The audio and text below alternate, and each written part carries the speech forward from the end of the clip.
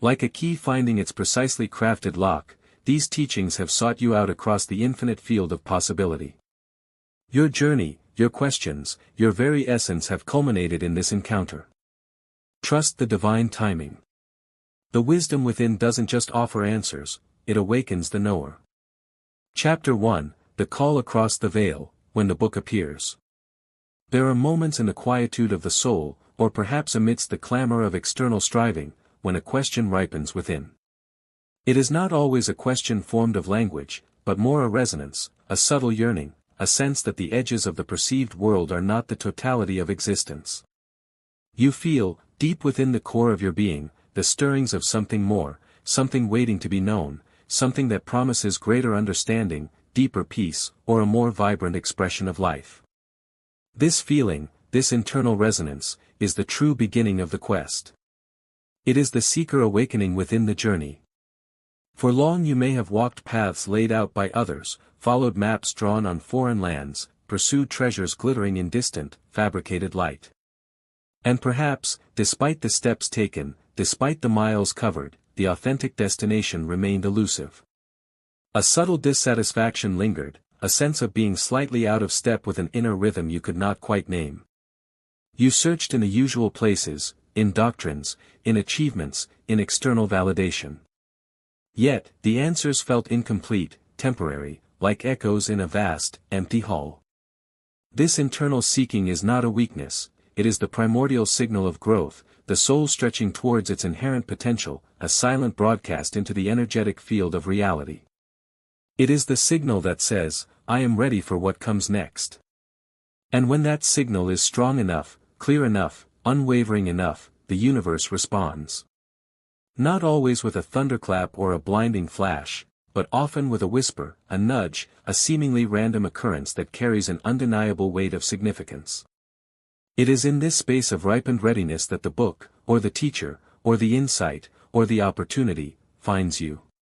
Consider the multitude of books that exist in the world, the countless streams of information, the myriad voices vying for attention. Why this title? Why now? It feels less like a discovery made through laborious search and more like a recognition, a sense of resonance that pulls you towards it, as if it were waiting patiently for your frequency to match its own. Think of the ancient stories, the myths woven across cultures like threads in a universal tapestry. The hero, having endured trials, having proven their earnestness, encounters the sage, the magical helper, the artifact of power precisely at the moment they are ready to receive its aid. It was not mere chance that brought the mentor to the weary traveler, it was the traveler's journey itself, the forging of their spirit through hardship, that created the energetic opening for the guidance to appear. The universe, in its infinite complexity, seems to possess an uncanny ability to orchestrate what appears to our linear minds as coincidence, but which feels, at a deeper level, like destiny unfolding. Carl Jung, the great explorer of the psyche, termed these events synchronicity, meaningful coincidences that reveal an underlying interconnectedness between the inner world and the outer reality, suggesting a purposeful arrangement rather than random chance. These are moments when the external event mirrors an internal state or a deep, unconscious process. This feeling of the book finding you is a form of synchronicity, an outward reflection of an inward state of seeking and readiness. It is not about external forces dictating your path, but about your internal vibration attracting experiences that resonate with it. Psychology offers valuable insights here. Our brains are equipped with a sophisticated filtering system, most notably the reticular activating system, RAS.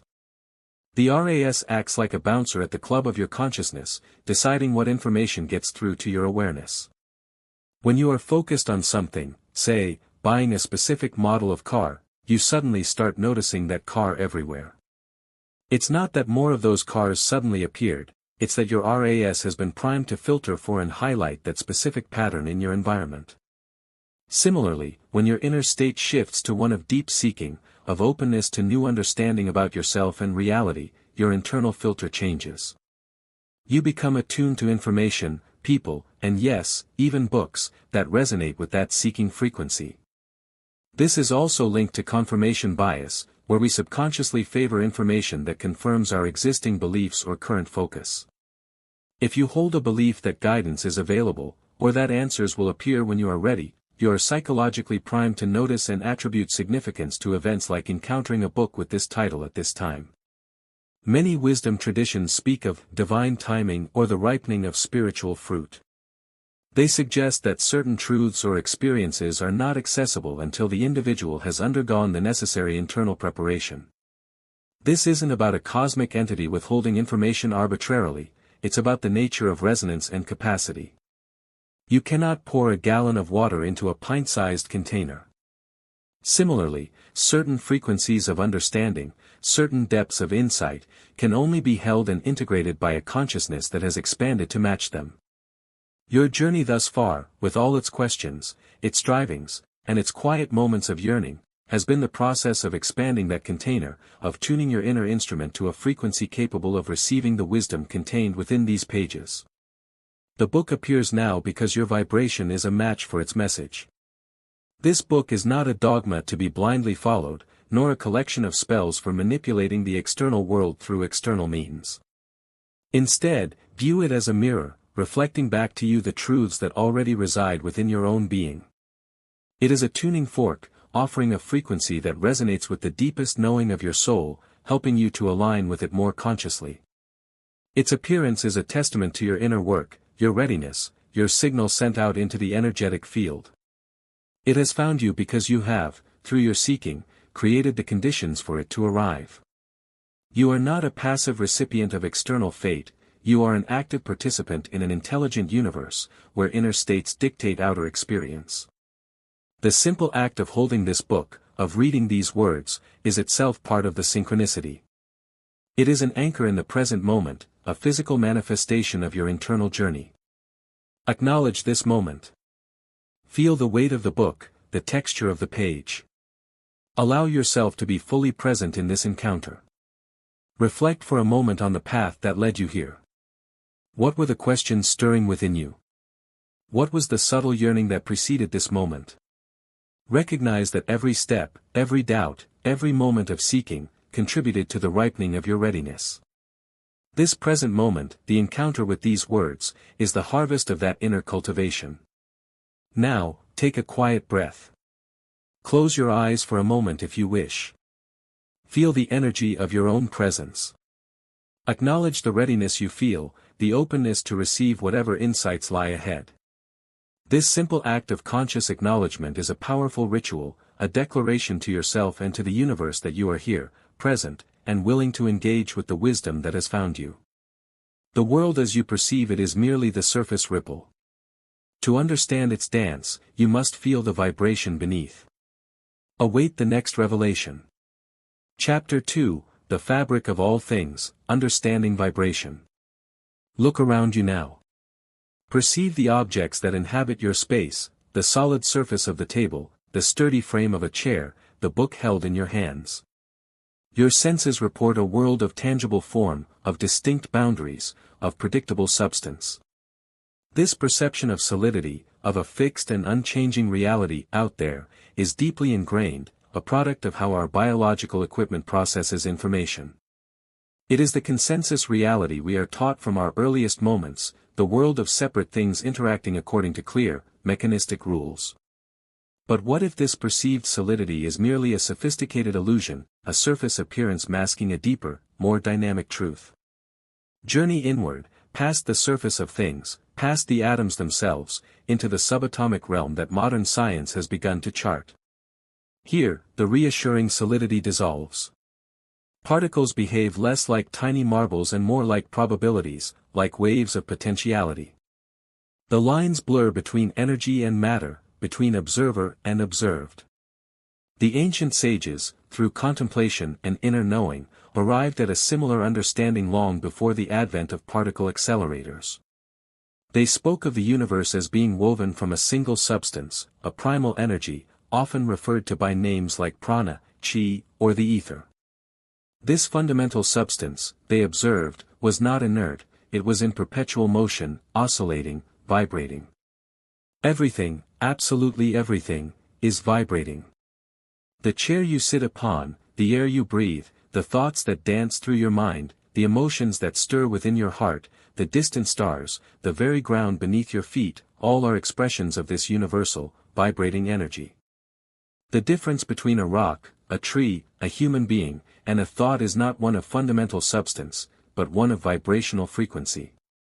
A rock vibrates at a dense, slow frequency, giving it the appearance of solidity and permanence we perceive. A thought, conversely, vibrates at a much higher, more ephemeral frequency, making it invisible to the eye but no less real in its capacity to influence. Consider the power of sound. A specific musical note, a particular frequency of vibration traveling through the air, can make a glass shatter if the glass is vibrating at the same resonant frequency. Sound healing practices, found in traditions across the globe, utilize specific tones and frequencies to influence physical and emotional states, demonstrating the direct impact of vibration on biological systems. Light, too, is a form of electromagnetic vibration, and our eyes are simply receptors tuned to a specific range of these frequencies. Heat is the vibration of molecules. Magnets exert influence across space not through physical contact, but through an energetic field, a vibration that affects other magnetic materials. We are surrounded by, and composed of, unseen vibrations constantly interacting. The Hermetic principle, oft quoted by alchemists and mystics, as above, so below, as within, so without, speaks directly to this energetic reality. It suggests that the patterns and principles operating at one level of existence, the macrocosm of the universe, are mirrored at other levels, the microcosm of the atom or the human being. Applied to vibration, this means the energetic dance at the subatomic level, the wave-like nature of fundamental particles, is not confined to the quantum realm. It is the underlying truth of reality at all scales. Your physical body, though appearing solid, is a marvel of vibrating energy, cells, molecules, atoms, subatomic particles, all in constant motion, a symphony of frequencies. Your thoughts and emotions are not mere abstract concepts, they are energetic states, vibrations that you are emitting and experiencing. Think about how different emotions feel. Joy feels light, expansive, often associated with a sense of upliftment and ease. Fear feels heavy, constrictive, often manifesting as tightness or density in the body. These aren't just metaphors, they are visceral experiences of different vibrational frequencies. Thoughts carry a similar energetic quality. A thought of gratitude vibrates differently than a thought of resentment. A belief of abundance carries a different frequency than a belief of lack. This inner landscape of thoughts, emotions, and beliefs creates a complex but coherent vibrational signature that you are constantly emitting. Your dominant vibration, a composite of your prevailing thoughts, feelings, beliefs, and physical state, is your unique energetic signature in the field of reality. It is like a radio signal being broadcast. And the universe, being a vast, interconnected field of energy, responds to this signal through the principle of resonance. Like attracts like because like vibrates like. Frequencies that are similar or complementary naturally resonate with each other. This is not magic, it is the fundamental physics of an energetic universe. Your external reality is, in essence, a reflection of your dominant internal vibration. This understanding is crucial because it shifts your perspective from being a passive observer in a fixed world to being an active participant in a dynamic, energetic universe. You are not merely in the vibration, you are vibration. And by understanding this, you gain the potential to consciously influence the vibration you are emitting, and thereby, the reality you are experiencing. It means that changing your reality isn't primarily about manipulating external circumstances, but about adjusting your internal frequency. Take a moment now to simply notice the vibration around you and within you. Close your eyes gently. Listen to the sounds, each sound is a vibration reaching your ears. Feel the air on your skin, the movement of molecules, a subtle vibration. Feel the pulse in your body, the rhythmic vibration of your circulatory system. Bring your attention to the energy within your hands or feet, a subtle tingling or aliveness that is the evidence of energy in motion. Now, notice the general feeling tone of your being right now. Are you feeling rushed, calm, anxious, peaceful? This feeling is a snapshot of your current dominant emotional vibration. Simply observe it without judgment. This practice of tuning into the subtle energetic landscape, both within and without, begins to heighten your sensitivity to the fabric from which reality is woven. The world is not merely what your eyes perceive as solid form. It is a vast ocean of potential, waiting for the conscious mind to give it shape. Let us delve deeper into how consciousness interacts with this energetic ocean. Chapter 3, The Dreaming Mind of Reality, Consciousness as Creator. Close your eyes for a moment and recall the experience of a vivid dream. Remember the texture of the dream world, the intensity of the emotions, the undeniable sense of reality that permeated every scene while you were immersed within it. You might have flown through the air, conversed with figures both familiar and strange, or navigated landscapes that defied waking logic. In the dream, the sky was undeniably blue, or perhaps a swirling, impossible color, the ground beneath your feet felt solid, and the events unfolding carried genuine weight and consequence within that internal landscape. Yet, upon waking, you recognize it all as a construction of your own mind. The entire reality was generated from within, using the raw material of memory, emotion, and imagination. Now, open your eyes and gaze upon the waking world once more. See the room around you, hear the sounds, feel the air on your skin. This reality feels undeniably external, solid, objective. We are taught from birth that this world exists independently of us, governed by fixed laws, a stage upon which our lives unfold. But what if the difference between the dream world and the waking world is less about whether reality is out there or in here, and more about the persistence and consensus of the creation? What if waking reality, too, is fundamentally a construct, a projection or interpretation woven by consciousness interacting with a field of potential? This is the profound principle that has echoed through mystic traditions and is now being approached from surprising angles by modern science. Consciousness is not merely a passive observer of reality, it is an active participant in its formation. Your awareness, your focus, your expectations, your deeply held beliefs, these are not just internal states confined within your skull. They are dynamic forces that interact with the fundamental fabric of energy and potential we discussed in the previous chapter, influencing what possibilities crystallize into your perceived reality. Consider the well-documented phenomenon of the placebo effect. A patient is given a sugar pill or a saline injection, believing it to be a powerful medicine or treatment. Crucially, their belief and expectation of healing are often sufficient to trigger significant physiological changes, pain relief, symptom reduction, even remission of conditions.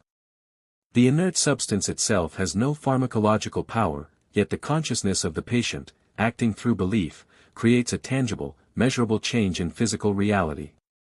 This isn't a trick of the mind, it's the mind influencing the body, demonstrating the remarkable power of internal state to shape physical form and experience. The placebo effect is a powerful, everyday example of consciousness actively participating in the creation of reality. For decades, researchers in quantum physics have grappled with the observer effect, where the act of observing a quantum particle seems to influence its behavior. Particles that exist as probabilities or waves of potential across multiple locations appear to collapse into a definite state or location only when measured or observed. While the implications of this effect for macroscopic reality are complex and still debated by physicists, the concept serves as a powerful allegory for understanding consciousness's role. It suggests that at the most fundamental level, reality exists as a realm of possibilities, and the interaction with consciousness is somehow involved in the process by which these possibilities solidify into the concrete reality we perceive. It's as if the universe presents a field of potential waveforms, and consciousness, through its focus and intention, helps to collapse one particular waveform into a particle, into a definite experience. Across various philosophical and spiritual traditions, there are echoes of this idea.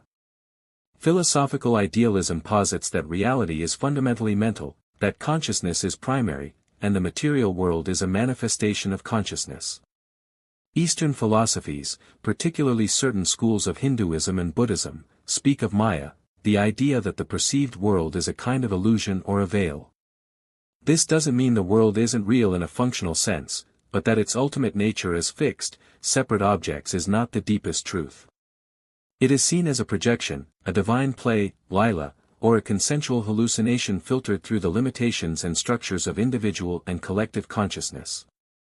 These ancient perspectives, while using different language, point towards the same core principle: what you experience as reality is intimately connected to the nature and state of your own consciousness. How does this happen? Your consciousness, fueled by attention, intention, emotions, and beliefs, emits a vibration, as we explored in Chapter 2. This vibration resonates with the energetic field of potential. It's like tuning a radio to a specific frequency. The radio waves for countless stations are all around you, but you only experience the music or voice of the station your receiver is tuned to. Similarly, the field of reality contains infinite possibilities vibrating at various frequencies. Your consciousness, through its dominant vibration, is constantly tuning into and resonating with certain possibilities, bringing those frequencies into your experience and making them appear real to you. Psychology confirms that our perception is not a simple recording of objective reality. It is a highly constructive process.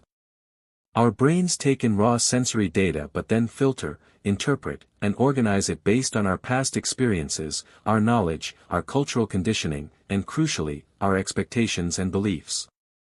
An optical illusion is a simple demonstration of this.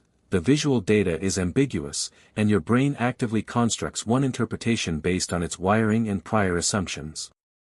Similarly, our beliefs act like powerful lenses or filters, shaping what we notice, how we interpret events, and thus, the reality we experience. If you deeply believe the world is dangerous, your RAS, as discussed earlier, will filter for and highlight threats, confirming your belief and making your experience feel dangerous, even if others in the same environment perceive it differently. This is the mechanism behind self-fulfilling prophecies. Your belief creates a reality that validates the belief. Consider how collective consciousness shapes our shared reality. Concepts like the value of currency, the rules of social etiquette, the significance of national borders, these have no inherent physical reality.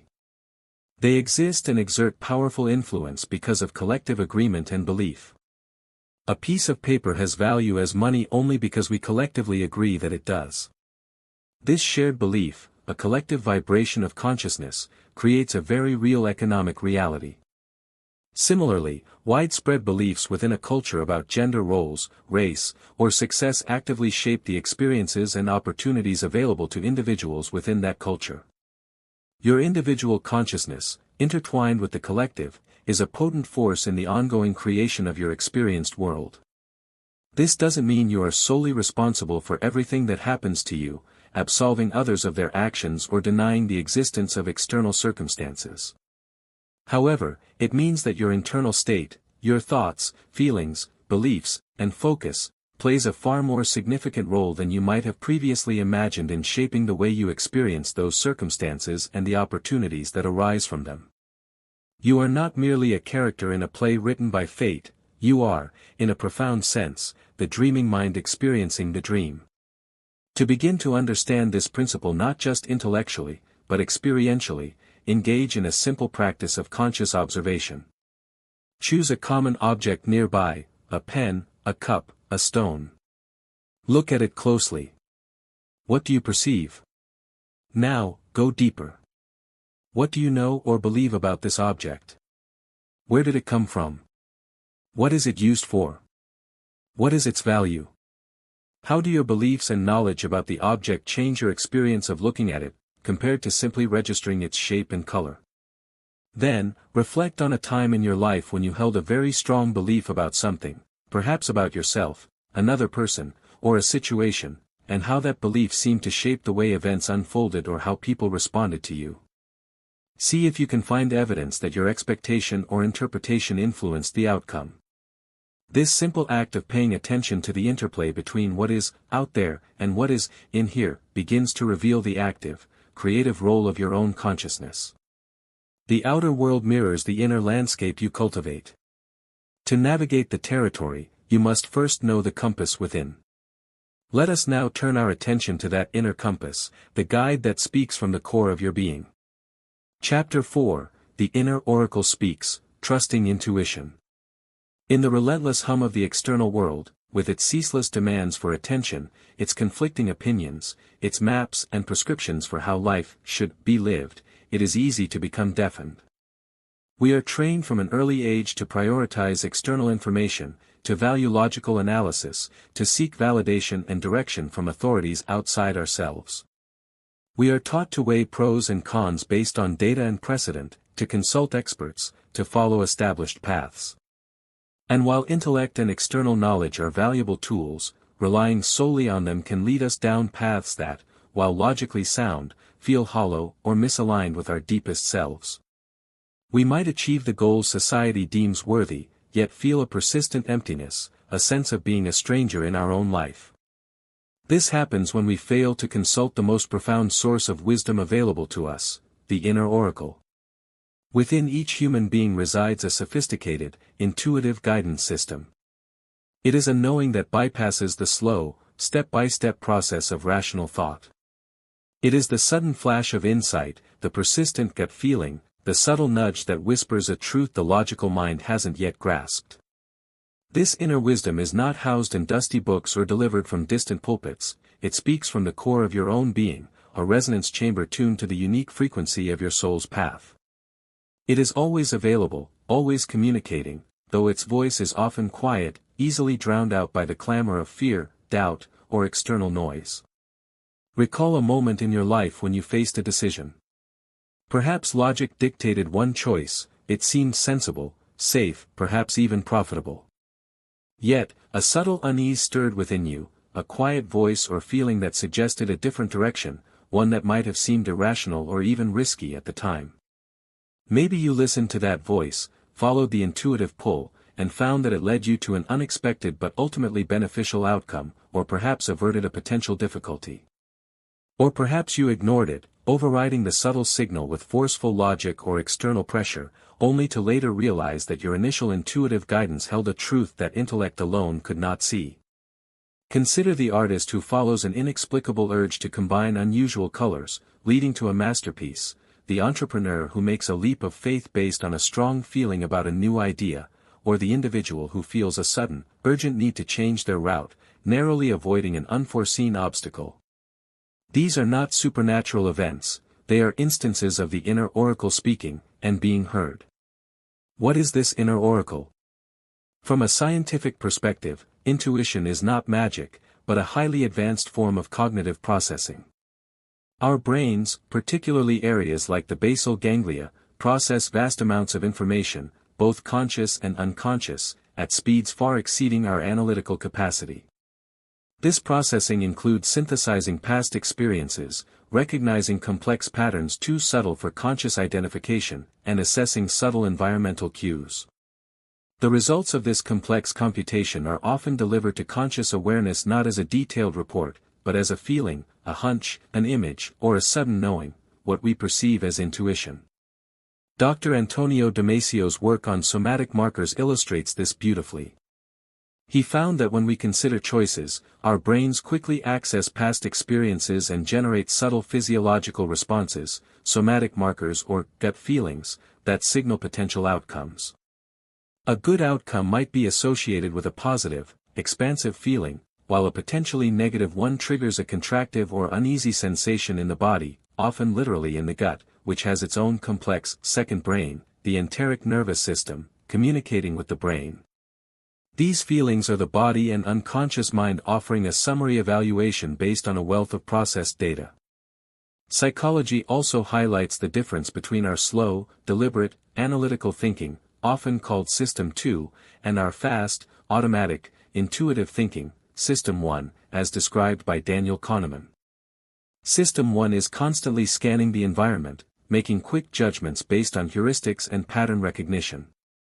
While it can be prone to biases, it is also the source of rapid insights and instantaneous evaluations that logic would take much longer, if ever, to reach.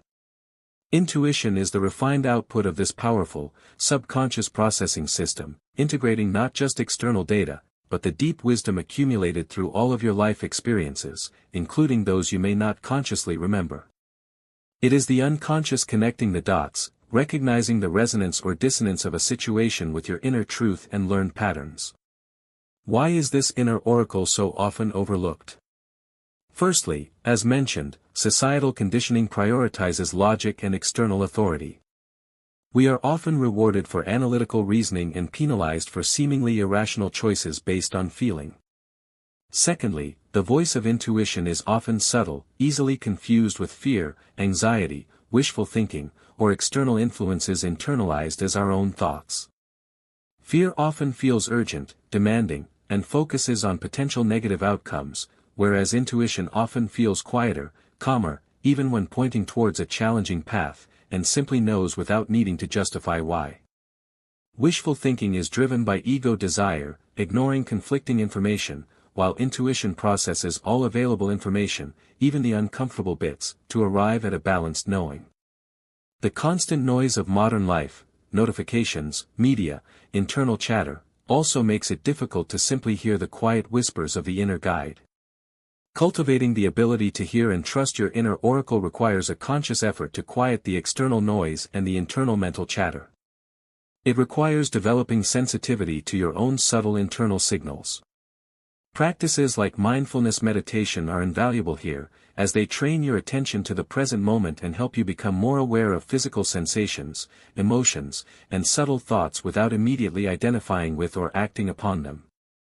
This awareness allows you to distinguish the voice of intuition from the clamor of fear or the demands of the ego.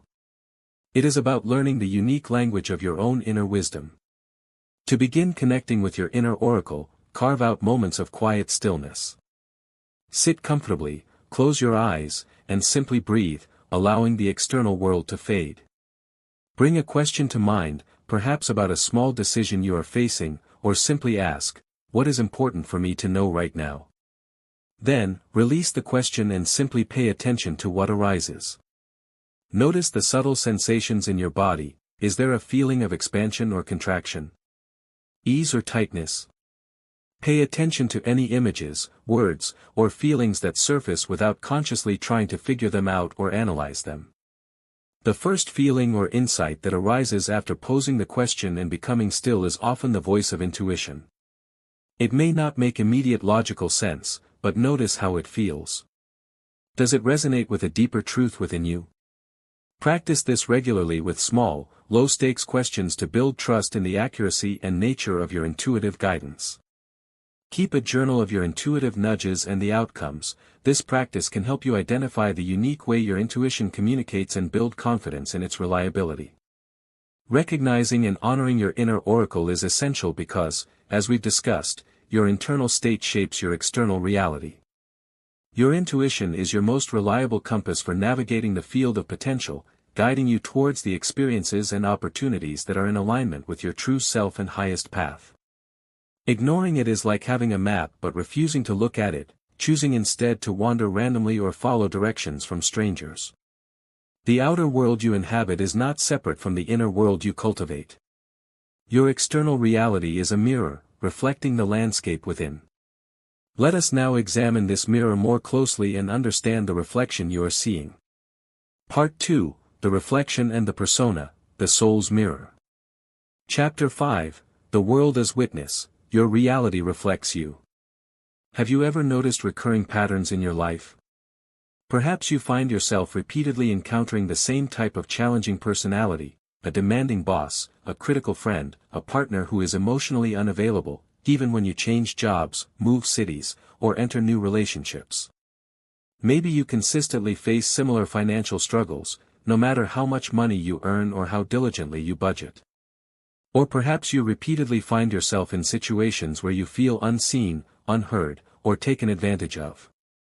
It can feel like an endless loop, as if the universe is determined to replay the same difficult scenarios, leaving you frustrated, exhausted, and questioning why these things always seem to happen to you. You might blame external circumstances, point fingers at other people, or resign yourself to believing you are simply unlucky or destined for struggle.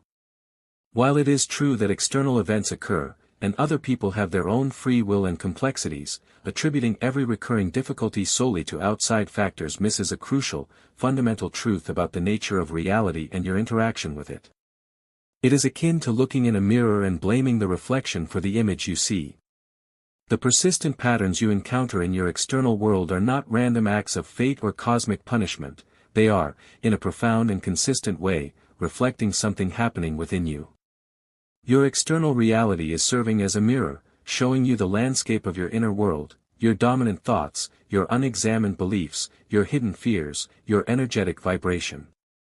This principle, that the outer world reflects the inner, is often referred to as the law of reflection.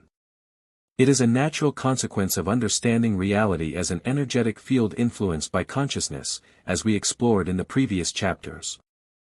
If everything is energy and everything vibrates, and if your consciousness actively participates in shaping the reality you perceive, then it logically follows that the reality you experience will be a mirror of the energy and consciousness you are emitting. Your dominant vibration, that complex tapestry of your prevailing thoughts, feelings, and beliefs, resonates with and attracts corresponding experiences and circumstances from the field of infinite potential. The world you inhabit is, quite literally, showing you yourself in action. Consider the psychological principle of projection. In its classic definition, projection is a defense mechanism where individuals unconsciously attribute their own unacceptable thoughts, feelings, or impulses to others. Point 1. For instance, someone who is deeply insecure about their own capabilities might constantly criticize others' work, projecting their own self-doubt onto the external world. While the clinical definition is specific, the underlying mechanism speaks to a broader truth. Our internal state significantly influences how we perceive and interact with the external world. We don't see the world as it is, we see the world as we are, filtered through the lenses of our beliefs, fears, and past experiences. Our cognitive biases also play a powerful role in this. Confirmation bias, for example, leads us to seek out and interpret information in a way that confirms our existing beliefs. If you hold a subconscious belief that people are untrustworthy, you will unconsciously scan for and focus on evidence of untrustworthiness in your interactions, confirming your belief and creating a reality filled with seemingly untrustworthy people. Your internal expectation shapes your external experience. This idea is also echoed in the concept of karma in various Eastern philosophies. Often simplified in the West as simple cause and effect punishment for past actions, the deeper understanding of karma relates to the natural law of consequence arising from one's actions, intentions, and state of being.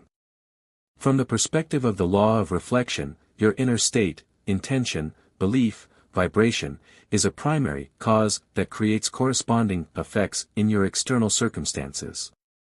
It's not about a divine judge keeping score. It's about the energetic principle of return. The energy you put out, the frequency you vibrate at, is naturally reflected back to you in the form of your life experiences. If you hold a deep-seated belief of scarcity, your actions and perceptions will tend to create experiences of lack, confirming that belief. If you emanate fear of abandonment, you might unconsciously create dynamics in relationships that lead to abandonment, reinforcing the initial fear. The patterns that repeat in your life are not cosmic punishment or random bad luck, they are precious feedback. They are the universe, acting as a perfect mirror, showing you exactly what needs your attention within. That difficult boss might be reflecting your own unacknowledged fear of authority or your belief that you are not worthy of respect. The recurring financial struggles might be highlighting your limiting beliefs about money, your feelings of not being enough, or your unresolved anxieties around security. The relationships that consistently leave you feeling unseen might be mirroring a part of yourself that you are neglecting or refusing to see and validate. The discomfort you feel in facing these recurring reflections is a powerful signal.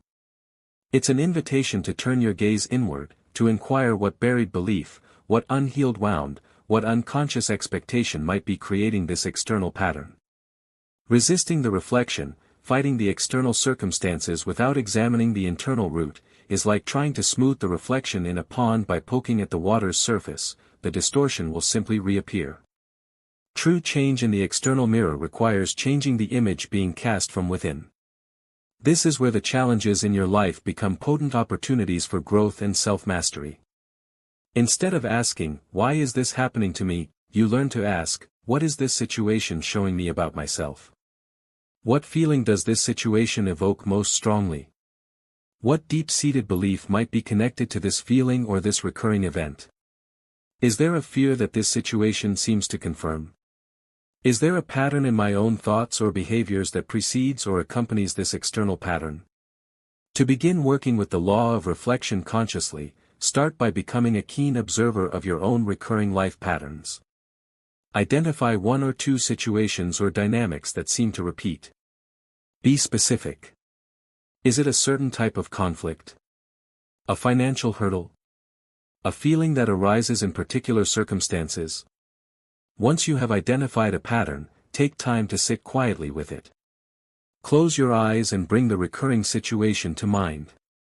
Notice the physical sensations that arise in your body as you think about it. Notice the emotions, frustration, anger, sadness, fear, resignation. What are the thoughts that immediately accompany these feelings?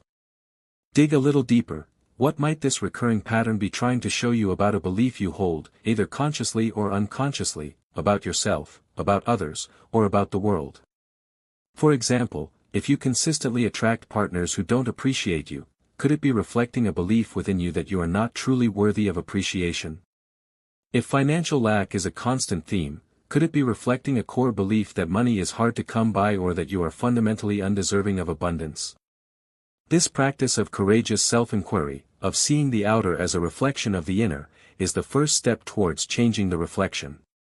It requires honesty and a willingness to look beyond blame and into the mirror of your own soul. Your external reality is not a fixed stage, but a dynamic feedback system.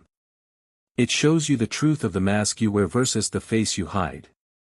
Let us now turn our attention to this distinction between the persona you present and the authentic self that lies beneath. Chapter 6, The Authentic Core, Dropping the Mask. From the moment we are born, we are immersed in a complex web of social interactions, expectations, and conditioning. Our families, our cultures, our educational systems, our peer groups, the media, all provide blueprints for how to behave, what to value, who to be. We quickly learn which behaviors earn approval and belonging, and which risk disapproval or rejection. The deep human need for connection and acceptance, for safety within the tribe, is a powerful motivator. In navigating this social landscape, consciously and unconsciously, we begin to construct a version of ourselves designed to gain favor, avoid conflict, and fit in. This constructed self is often referred to as the mask, or the persona. The mask is not necessarily deceitful in its intention. It is often a survival mechanism, a protective layer developed in response to perceived threats of judgment or abandonment. It is the smile worn when feeling pain, the agreement offered when feeling dissent, the confident facade presented when riddled with self-doubt. It is the pursuit of careers that impress others rather than fulfill the self, the adoption of hobbies that align with trends rather than genuine interest, the suppression of feelings deemed unacceptable. We become adept actors in the play of our own lives, striving to perform the role that we believe will be most acceptable to the audience around us. Over time, the mask can become so convincing, so habitual, that we ourselves may begin to forget the face beneath it. Consider the story of someone who grew up in a family that highly valued academic achievement and financial success. From a young age, they excelled in school, chose a prestigious, well-paying career path, and built a life that, on the surface, appeared successful and admirable according to those external standards.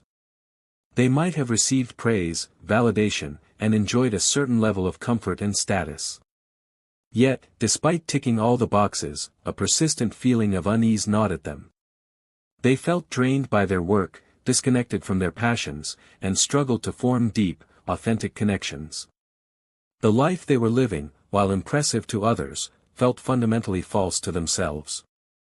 This internal dissonance grew over time, perhaps manifesting as anxiety, burnout, or a vague but persistent sense of meaninglessness. This is the cost of wearing the mask, the gradual alienation from the authentic core, the suppression of the vibrant, unique self that longs for expression. The principle here is profound. Beneath the layers of conditioning, expectation, and fear, lies your authentic core. This core is not a fixed, rigid entity, but a dynamic essence comprised of your innate temperament, your deepest values, your genuine desires, your unique talents, and your authentic way of experiencing and interacting with the world. It is the seat of your inner oracle, the source of your intuitive knowing. Living from this authentic core is not about being selfish or disregarding others, it is about aligning your external expression with your internal truth. Psychologist Carl Jung introduced the concept of the persona as a significant archetype in the collective unconscious, representing the social mask we wear. He viewed the persona as necessary for navigating the social world. We cannot reveal every thought or feeling to everyone we encounter. However, he also warned against over-identification with the persona, where the individual mistakes the mask for their true identity. When the persona becomes too rigid, too dominant, it leads to a disconnection from the other aspects of the psyche, including the shadow, the disowned parts of self, which we will explore later, and the anima/animus, the unconscious feminine/masculine aspects. Living solely through the persona creates internal fragmentation and prevents true integration of the personality. Existentialist philosophy, while different from Jungian psychology, also speaks to the importance of authenticity. Thinkers like Jean-Paul Sartre emphasize that we are born without a predetermined essence, existence precedes essence. This means we are free to define ourselves through our choices, but this freedom comes with the profound responsibility of choosing authentically, of creating our own meaning rather than adopting prefabricated identities. Living authentically, from an existential perspective, is a courageous act of self-creation in the face of societal pressures to conform. The cost of wearing the mask is multifaceted and significant. It creates cognitive dissonance, the psychological discomfort of holding conflicting beliefs or having behaviors that are inconsistent with one's true values. This dissonance can manifest as stress, anxiety, and a pervasive sense of unease. When you are presenting a false self to the world, you cannot be truly seen or loved for who you are, leading to feelings of isolation even when surrounded by others. Moreover, wearing the mask requires a tremendous amount of energy to maintain. It is exhausting to constantly monitor and curate your presentation. From the perspective of the law of reflection, living from a mask creates a vibration of incongruence. Your external reality, acting as a mirror, will reflect this misalignment, attracting experiences and relationships that are also based on surface appearance rather than authentic connection. You may find yourself attracting people who are drawn to the mask but not the true self, leading to relationships that feel superficial or ultimately unfulfilling. Your conscious creation efforts, when stemming from the masked self, will tend to manifest things the mask desires, status, approval, rather than what the authentic core truly yearns for, meaning, connection, joy, leading to experiences that, even if achieved, feel hollow. Dropping the mask is not a single event, but a courageous, lifelong process. It involves honest self-inquiry, a willingness to face the fears that keep the mask in place, fear of rejection, failure, not being good enough, and a commitment to choosing congruence between your inner state and your outer expression.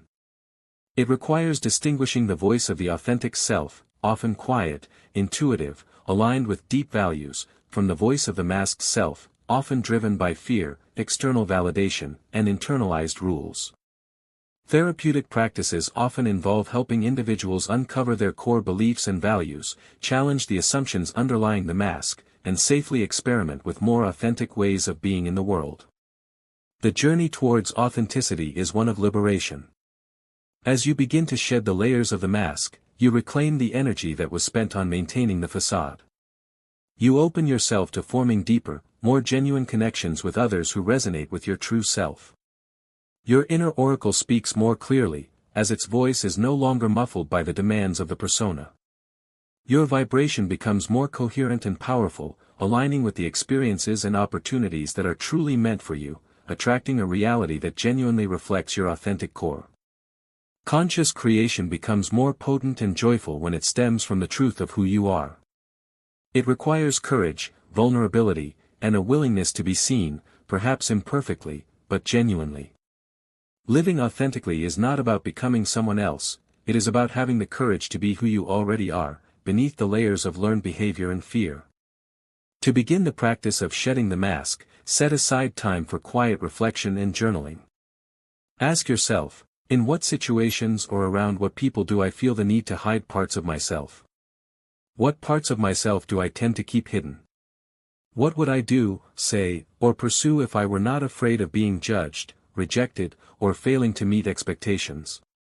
What activities or interests make me feel most alive, most genuinely me, even if they don't seem impressive to others? Pay attention to moments when you feel a sense of internal expansion and ease. These are often indicators of authentic expression. Conversely, notice moments of contraction or tension. These may signal the mask is in place. Start with small acts of authentic expression in safe environments, gradually building your courage to bring more of your true self into the world. Beneath the layers you present to the world, the subconscious mind holds the unseen blueprints.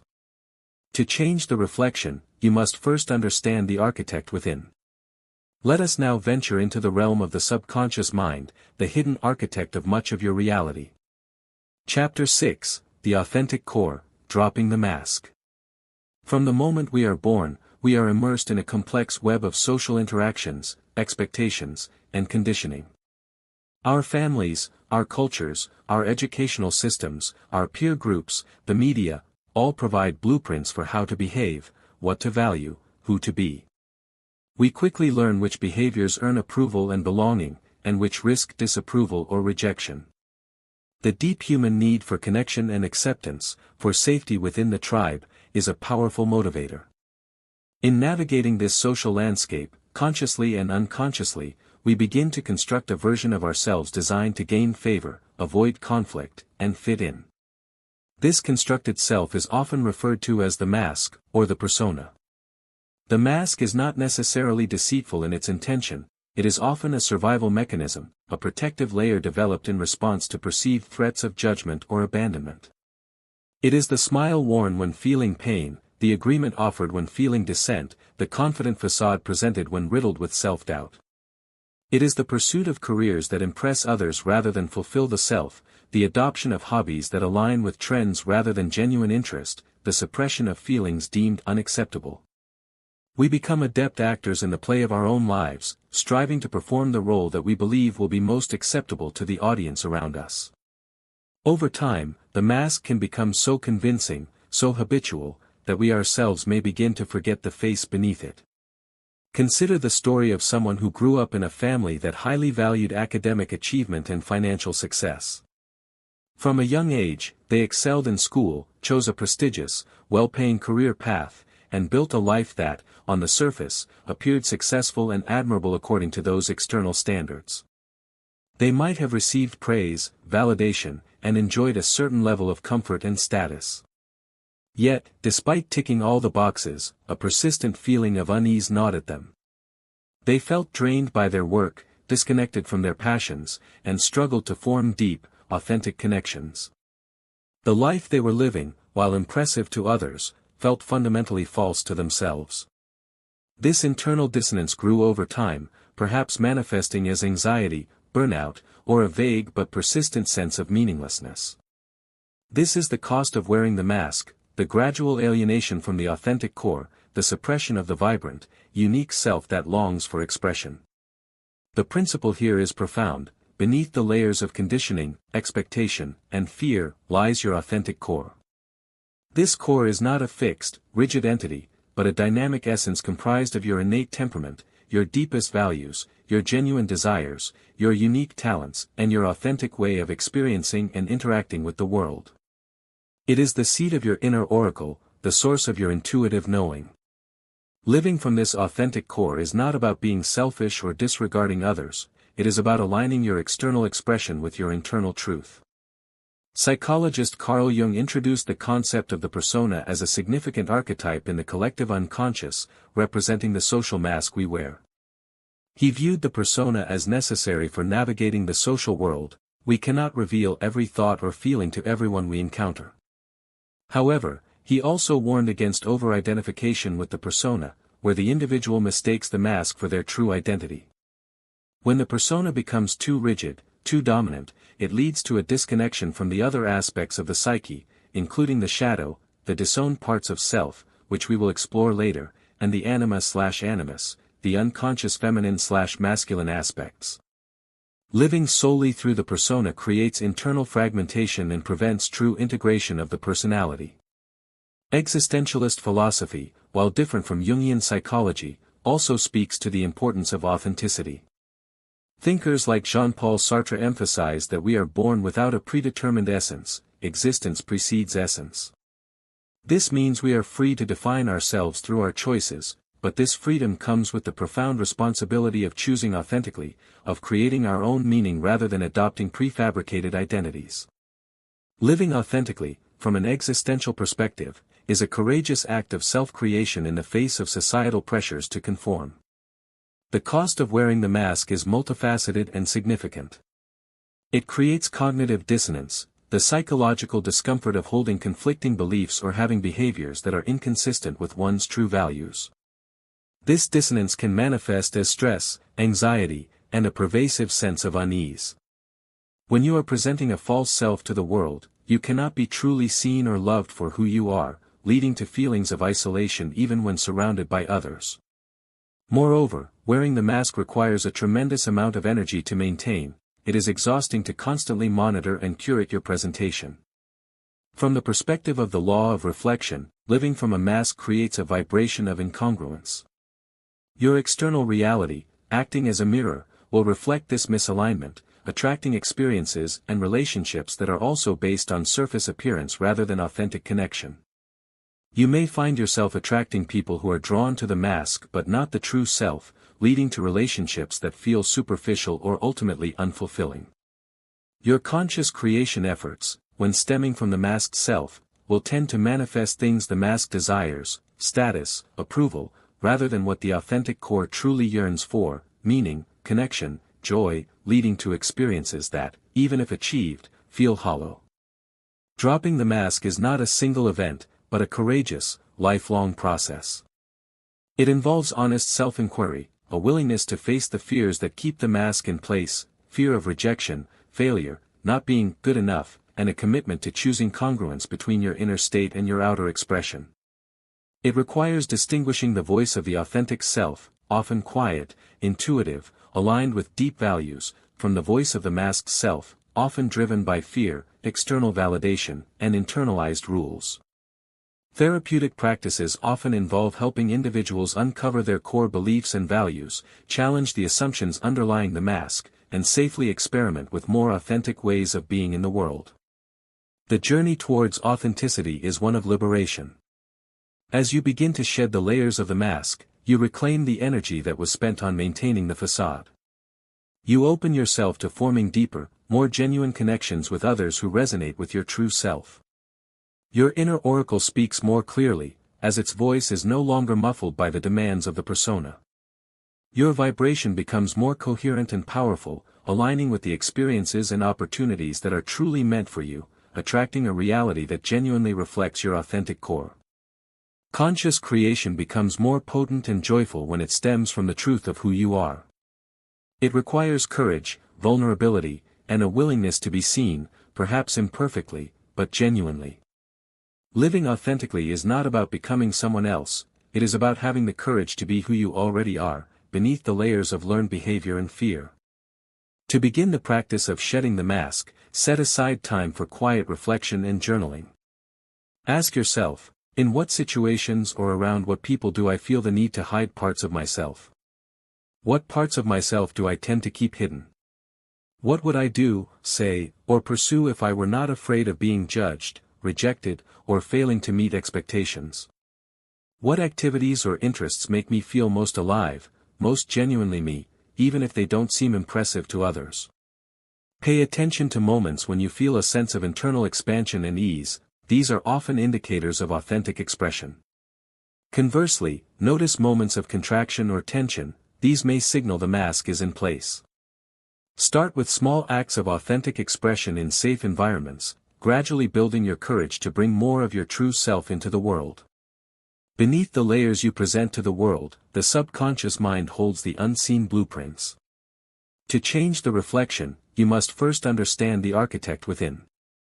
Let us now venture into the realm of the subconscious mind, the hidden architect of much of your reality. Chapter 7, Whispers from the Deep, the Subconscious Revealed. You have felt the stirrings of your inner oracle, the subtle guidance that speaks from a deeper knowing. You have begun to see that the outer world reflects the inner landscape, revealing the consequences of wearing a mask and hinting at the power of your own vibration. Yet, even with conscious intention and a desire for authentic expression, you may find yourself acting in ways that contradict your goals, repeating patterns you desperately wish to break, or experiencing emotions that seem disproportionate to external events. It is as if an unseen force is operating beneath the surface of your conscious will, steering the ship of your life from a hidden chamber. This hidden chamber is the realm of the subconscious mind. Imagine your conscious mind as the tip of an iceberg, the part you see and interact with daily, your thoughts, your immediate awareness, your logical reasoning, your willpower. It is the part of you that sets goals, makes plans, and tries to make sense of the world. But beneath this visible tip lies the vast, submerged bulk of the iceberg, the subconscious mind. This is a sprawling, powerful domain that holds the vast majority of your memories, both conscious and unconscious, your deeply ingrained habits, your automatic reactions, your emotional responses, and most importantly, your core beliefs about yourself, others, and the world. It is the silent architect of much of your lived experience, constantly processing information and directing your actions and perceptions outside of your immediate awareness. Consider the simple act of driving a car. When you first learned, every action required conscious effort and focus, checking mirrors, steering, accelerating, braking. Now, if you are an experienced driver, you can navigate complex routes, engage in conversation, or listen to the radio, while the intricate tasks of driving happen automatically. Your subconscious has taken over the vast majority of the process, running complex programs without needing conscious instruction for each micro-action. This is the power of subconscious programming. It makes life efficient, automating necessary tasks. However, this same mechanism applies to far more complex aspects of your life than just driving. The subconscious mind is programmed primarily through repetition, emotion, and authority figures, particularly during the formative years of childhood when the conscious mind's critical filter is not fully developed.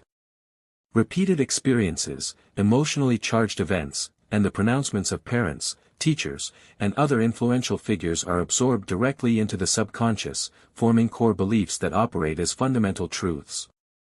If a child repeatedly hears messages like, "You're not good enough," "Money is hard to come by," or "Show your emotions" is weak, these ideas can become deeply embedded in the subconscious, shaping their self-worth, financial reality, and emotional expression for decades to come, often contradicting their conscious desires.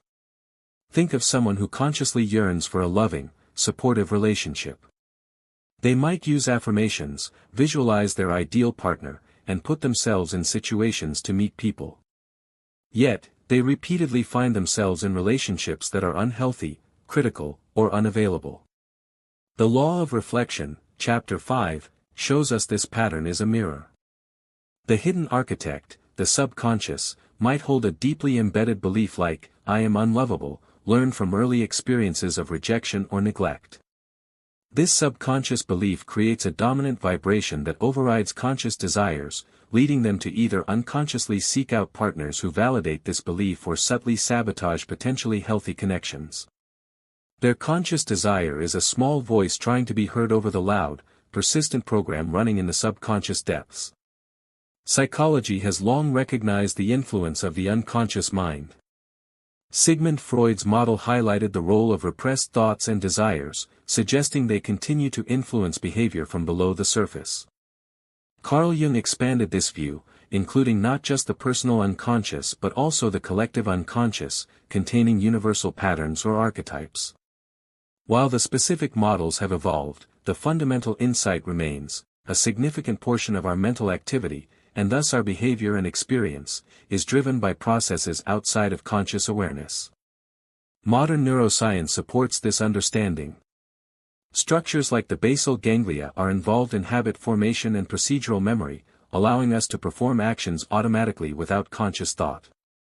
The amygdala, part of the limbic system, processes emotional responses and threat detection rapidly, often triggering a fight or flight response before the conscious mind even understands what's happening. The hippocampus is crucial for forming new memories, but vast amounts of sensory information and experiences are stored and processed implicitly, influencing our reactions and perceptions without conscious recall. Studies on implicit bias demonstrate how unconscious attitudes can influence our judgments and behaviors towards others, even if our conscious beliefs are egalitarian. This scientific understanding validates the power and pervasiveness of the subconscious mind. The crucial understanding is that your subconscious programming generates a potent, consistent vibration that often overrides the fleeting signals sent by conscious thought or willpower alone. You can consciously affirm, "I am abundant" all day, but if your subconscious programming is steeped in a belief of scarcity, that scarcity program is the dominant vibration interacting with the field of reality. This is why conscious effort sometimes feels like swimming against a powerful current. You are trying to steer one way with the conscious rudder while the subconscious engine is driving the ship in another. The subconscious mind is not an adversary to be conquered, but a powerful ally to be understood and reprogrammed. Its primary function is to keep you safe and operate efficiently based on its existing programming. When that programming is limiting or inaccurate, it creates undesirable results in your external reality. Working with the subconscious is key to aligning your inner world with your conscious desires, thus changing the reflection in the outer mirror. Your subconscious beliefs are the silent commands you issue to the universe, shaping your reality through the frequencies they emit. Begin the process of understanding your subconscious programming through gentle observation. Pay attention to your automatic reactions, your first emotional responses to situations, and the persistent thoughts or feelings that arise, especially in challenging circumstances. These are often whispers from the deep, revealing the underlying programs at play. When you notice a recurring negative emotion or a limiting belief surface, ask yourself gently, "Where did I first learn this?" Or, "What experience might have led me to believe this?" Be patient and compassionate. These programs were often installed for perceived safety at a time when you had fewer resources. Consider that your subconscious might be operating on outdated information. Practices like mindful self-inquiry, journaling about recurring patterns and underlying feelings, and paying attention to your dreams can offer insights into the subconscious landscape. While deep reprogramming can involve therapeutic modalities, simply becoming aware of the subconscious whispers is the first, crucial step in gaining conscious influence over them. The unseen beliefs within hold the blueprint for your world. To build anew, you must consciously direct the architect's hand, attracting what you truly desire.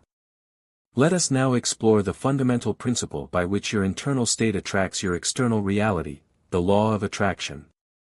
Part 3. The Alchemical Forge, Alchemy of Desire. Chapter 8, The Great Magnet Principle, the Law of Attraction. Observe the world around you. Things are constantly coming together, seemingly drawn to one another.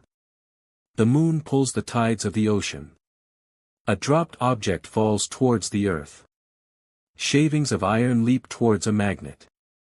In the human realm, people with shared interests gravitate towards one another, opportunities appear in response to focused effort, and challenges seem to multiply when one is steeped in worry.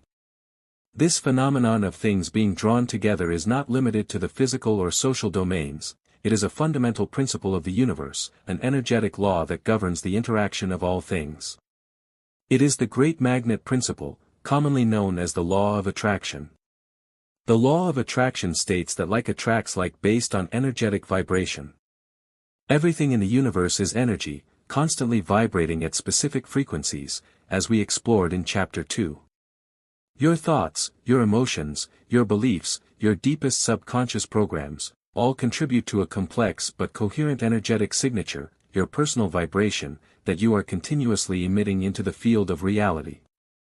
The law of attraction is the impersonal mechanism by which this emitted frequency resonates with and draws towards you corresponding experiences, people, circumstances, and opportunities that vibrate at a similar frequency.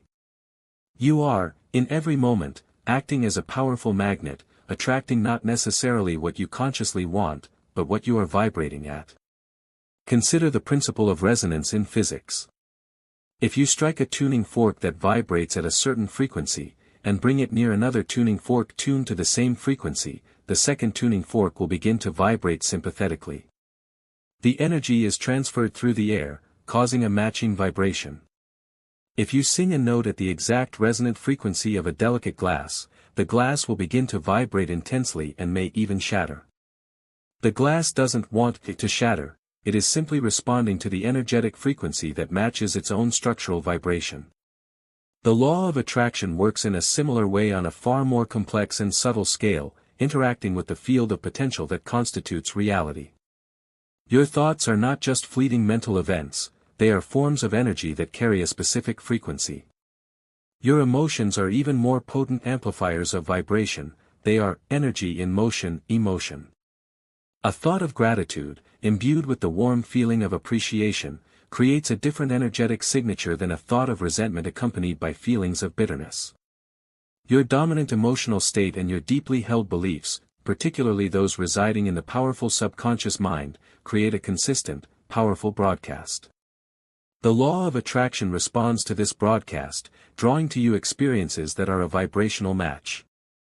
If you are consistently vibrating at the frequency of lack and worry, fueled by subconscious beliefs of scarcity and fear, the impersonal law will resonate with and attract more experiences that match that frequency, bringing you more situations to lack and worry about. If you cultivate a vibration of abundance and gratitude, supported by conscious focus and subconscious beliefs of worthiness and plenty, the law will resonate with and attract experiences that match that frequency, bringing you more reasons to feel abundant and grateful. This is not a moral judgment system, it is a principle of energetic congruence. The universe is not saying you deserve lack if you worry, it is simply reflecting the frequency you are predominantly emitting.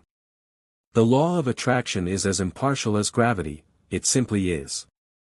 It responds to the vibration, not the story you tell yourself about the vibration. This is why conscious wishing or repeating affirmations with a feeling of desperation or underlying doubt often fails.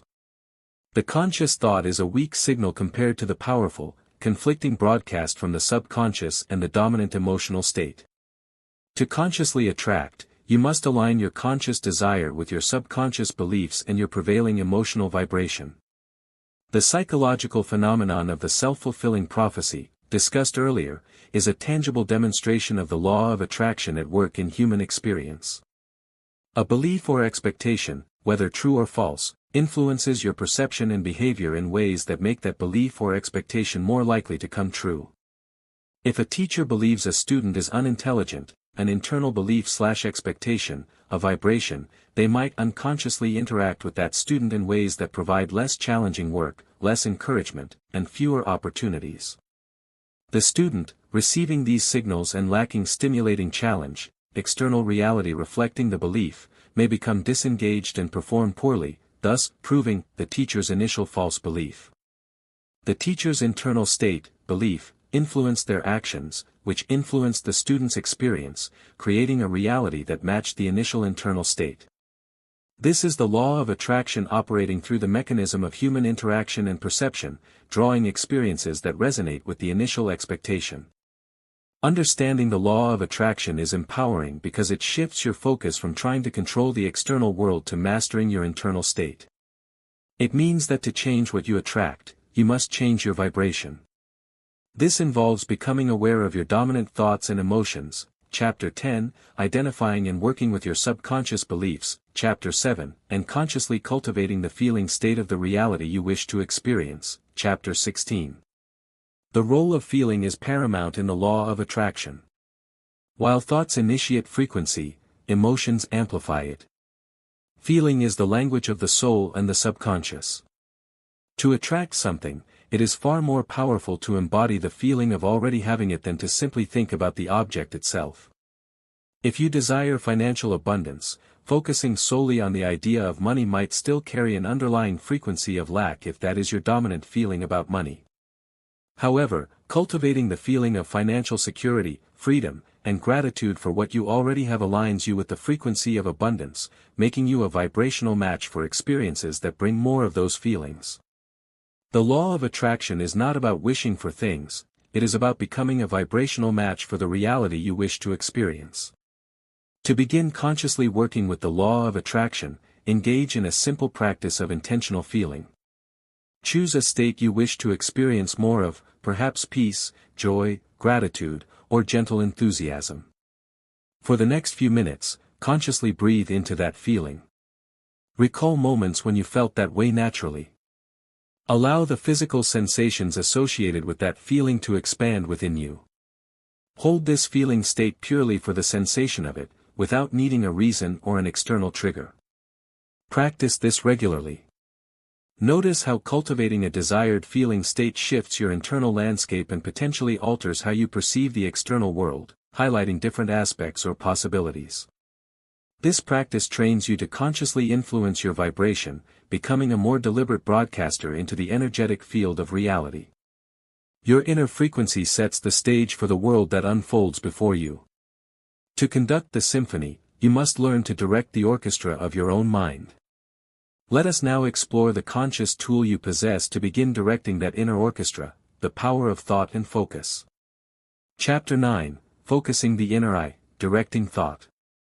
Observe the nature of your mind for a moment.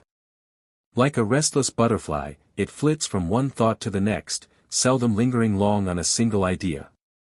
It races through memories of the past, conjures anxieties about the future, gets snagged on external distractions, or rehashes internal dialogues. This natural, often uncontrolled, scattering of attention disperses mental energy. It dilutes your vibrational signal, sending out a cacophony of frequencies rather than a clear, resonant tone.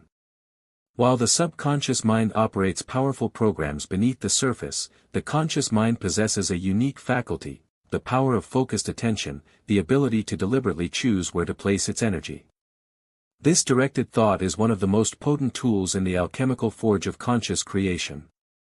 The principle is simple yet profound: where attention goes, energy flows. Conscious thought, when focused and sustained, is like a beam of light directed onto a specific point.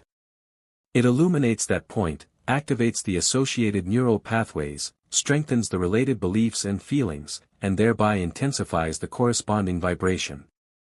By choosing to focus your thoughts on a particular idea, desire, or outcome, you are consciously adding power to that specific frequency within your overall energetic signature.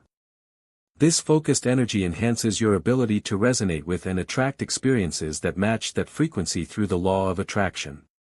Consider the story of an athlete preparing for a challenging competition. They don't just train their bodies, they train their minds. They spend hours visualizing themselves performing flawlessly, seeing the finish line, feeling the rhythm of their movements, hearing the crowd, experiencing the feeling of victory. This is not just motivational self-talk, it is conscious, focused thought being used to create a powerful internal reality. By repeatedly focusing on the desired outcome and the feeling associated with it, they program their minds and bodies for success. This mental rehearsal, this directed thought, strengthens the neural pathways associated with peak performance and creates an energetic template that increases the likelihood of manifesting that outcome in the physical world. Contrast this with someone who approaches a challenge with scattered thoughts, constantly worrying about what could go wrong, focusing on their limitations, and mentally rehearsing failure. Their scattered, negatively focused thoughts drain energy and create a vibrational signal that is more likely to attract obstacles and difficulties, fulfilling their worried expectations. How does focused thought work on a neurological level to influence reality? Revisit the reticular activating system, RAS, the brain's filtering mechanism we discussed in Chapter 4. Your conscious focus acts like a programmer for your RAS. When you deliberately focus on a specific goal or idea, you are instructing your RAS to filter for and highlight information, opportunities, and resources related to that focus in your environment. If you start thinking about buying a certain type of car, you suddenly notice that car everywhere. It's not magic, your RAS has been programmed by your focus to bring that specific pattern into your conscious awareness. Similarly, when you consistently focus your thoughts on possibilities aligned with your desires, your RAS helps you notice the steps, the people, and the opportunities that were always there but were previously invisible to your unfocused mind. Visualization is a powerful technique for directing thought and engaging the subconscious mind, Chapter 7. It involves creating a vivid mental image or scenario of your desired outcome, engaging as many senses as possible, seeing it, feeling it, hearing it, perhaps even smelling or tasting it. This multisensory mental rehearsal is more effective than simple affirmation because it creates a more immersive and emotionally resonant internal experience. The brain, in many ways, doesn't fully distinguish between a vividly imagined experience and a real one. By consistently visualizing and feeling the reality of your desired future, you are creating strong neural pathways, programming your subconscious, and emitting a powerful vibrational signal that is a match for that future.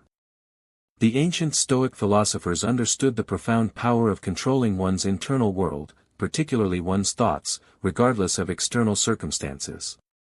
They recognized that much of our suffering comes not from external events themselves, but from our judgments and interpretations of those events. While Stoicism didn't speak in terms of vibrational frequencies, its emphasis on directing one's focus away from what is outside of our control, external events, and towards what is within our control, our thoughts, reactions, and intentions, aligns perfectly with the principle of directing inner energy.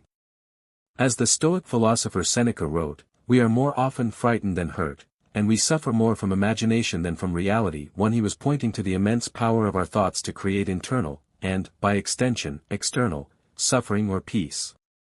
Choosing where to place your focus, choosing how to think about a situation, is an act of profound personal power. Directing thought is not about forcing your mind into a rigid, unnatural state. It is more like gently training a wild bird to land on your hand, or guiding a stream towards a desired channel. The mind will naturally wander, and negative thoughts or distractions will arise. The practice is not to eliminate these entirely, but to notice them without judgment and gently, persistently, redirect your focus back to your chosen intention or desired outcome. This consistent redirection strengthens the neural pathways associated with your desired focus, neuroplasticity, and gradually makes that focus more natural and effortless. When you consciously direct your thoughts towards what you desire, you are doing more than just positive thinking. You are actively participating in the process of energetic alignment. You are strengthening the neural and emotional circuitry associated with your desired future, programming your subconscious to recognize and move towards related opportunities, and sending a clear, coherent signal into the energetic field of reality. This focused intent adds conscious power to the subconscious programs and emotional states that constitute your overall vibration, making you a more potent magnet for your desired reality according to the law of attraction. The disciplined direction of thought is the conscious sculptor's hand, shaping the raw material of potential into desired form. To begin cultivating the power of focused thought, dedicate a few minutes each day to a simple practice of concentration.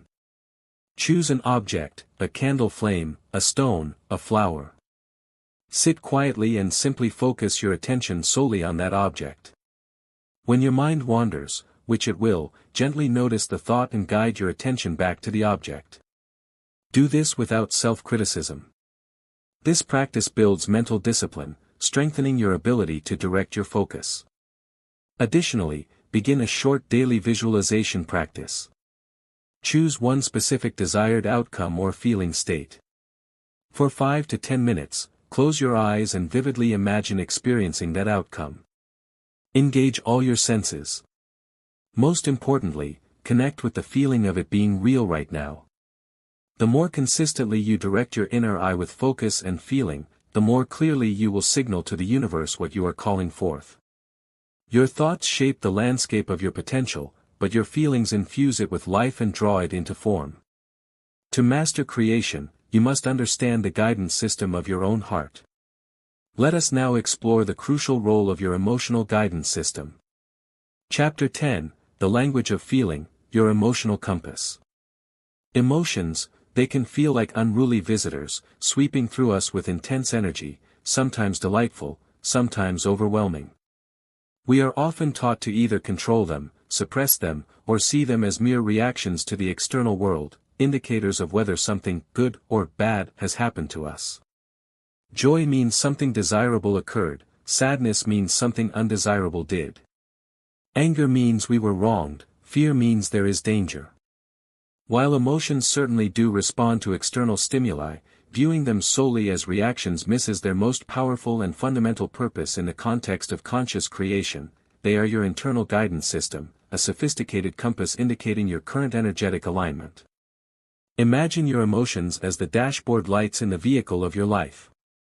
When everything is running smoothly and you are heading in the right direction, green lights glow, feelings of peace, ease, joy, enthusiasm, gratitude. These positive emotions are signals that your current thoughts, beliefs, and focus are vibrationally aligned with your authentic truth, your desires, and the natural flow of well-being. They indicate that you are pointed in a direction that resonates with the expansive, creative energy of the universe. Conversely, when warning lights flash red or amber, feelings of frustration, anxiety, anger, sadness, fear, resentment, these are signals that your current thoughts, beliefs, or focus are pointed in a direction that is out of alignment with your truth, your desires, or the energy of well-being. They indicate resistance, limiting beliefs, or focus on unwanted outcomes.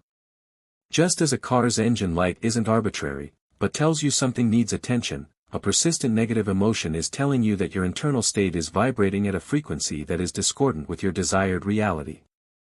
It is not a sign that you are bad or wrong for feeling it, it is simply information.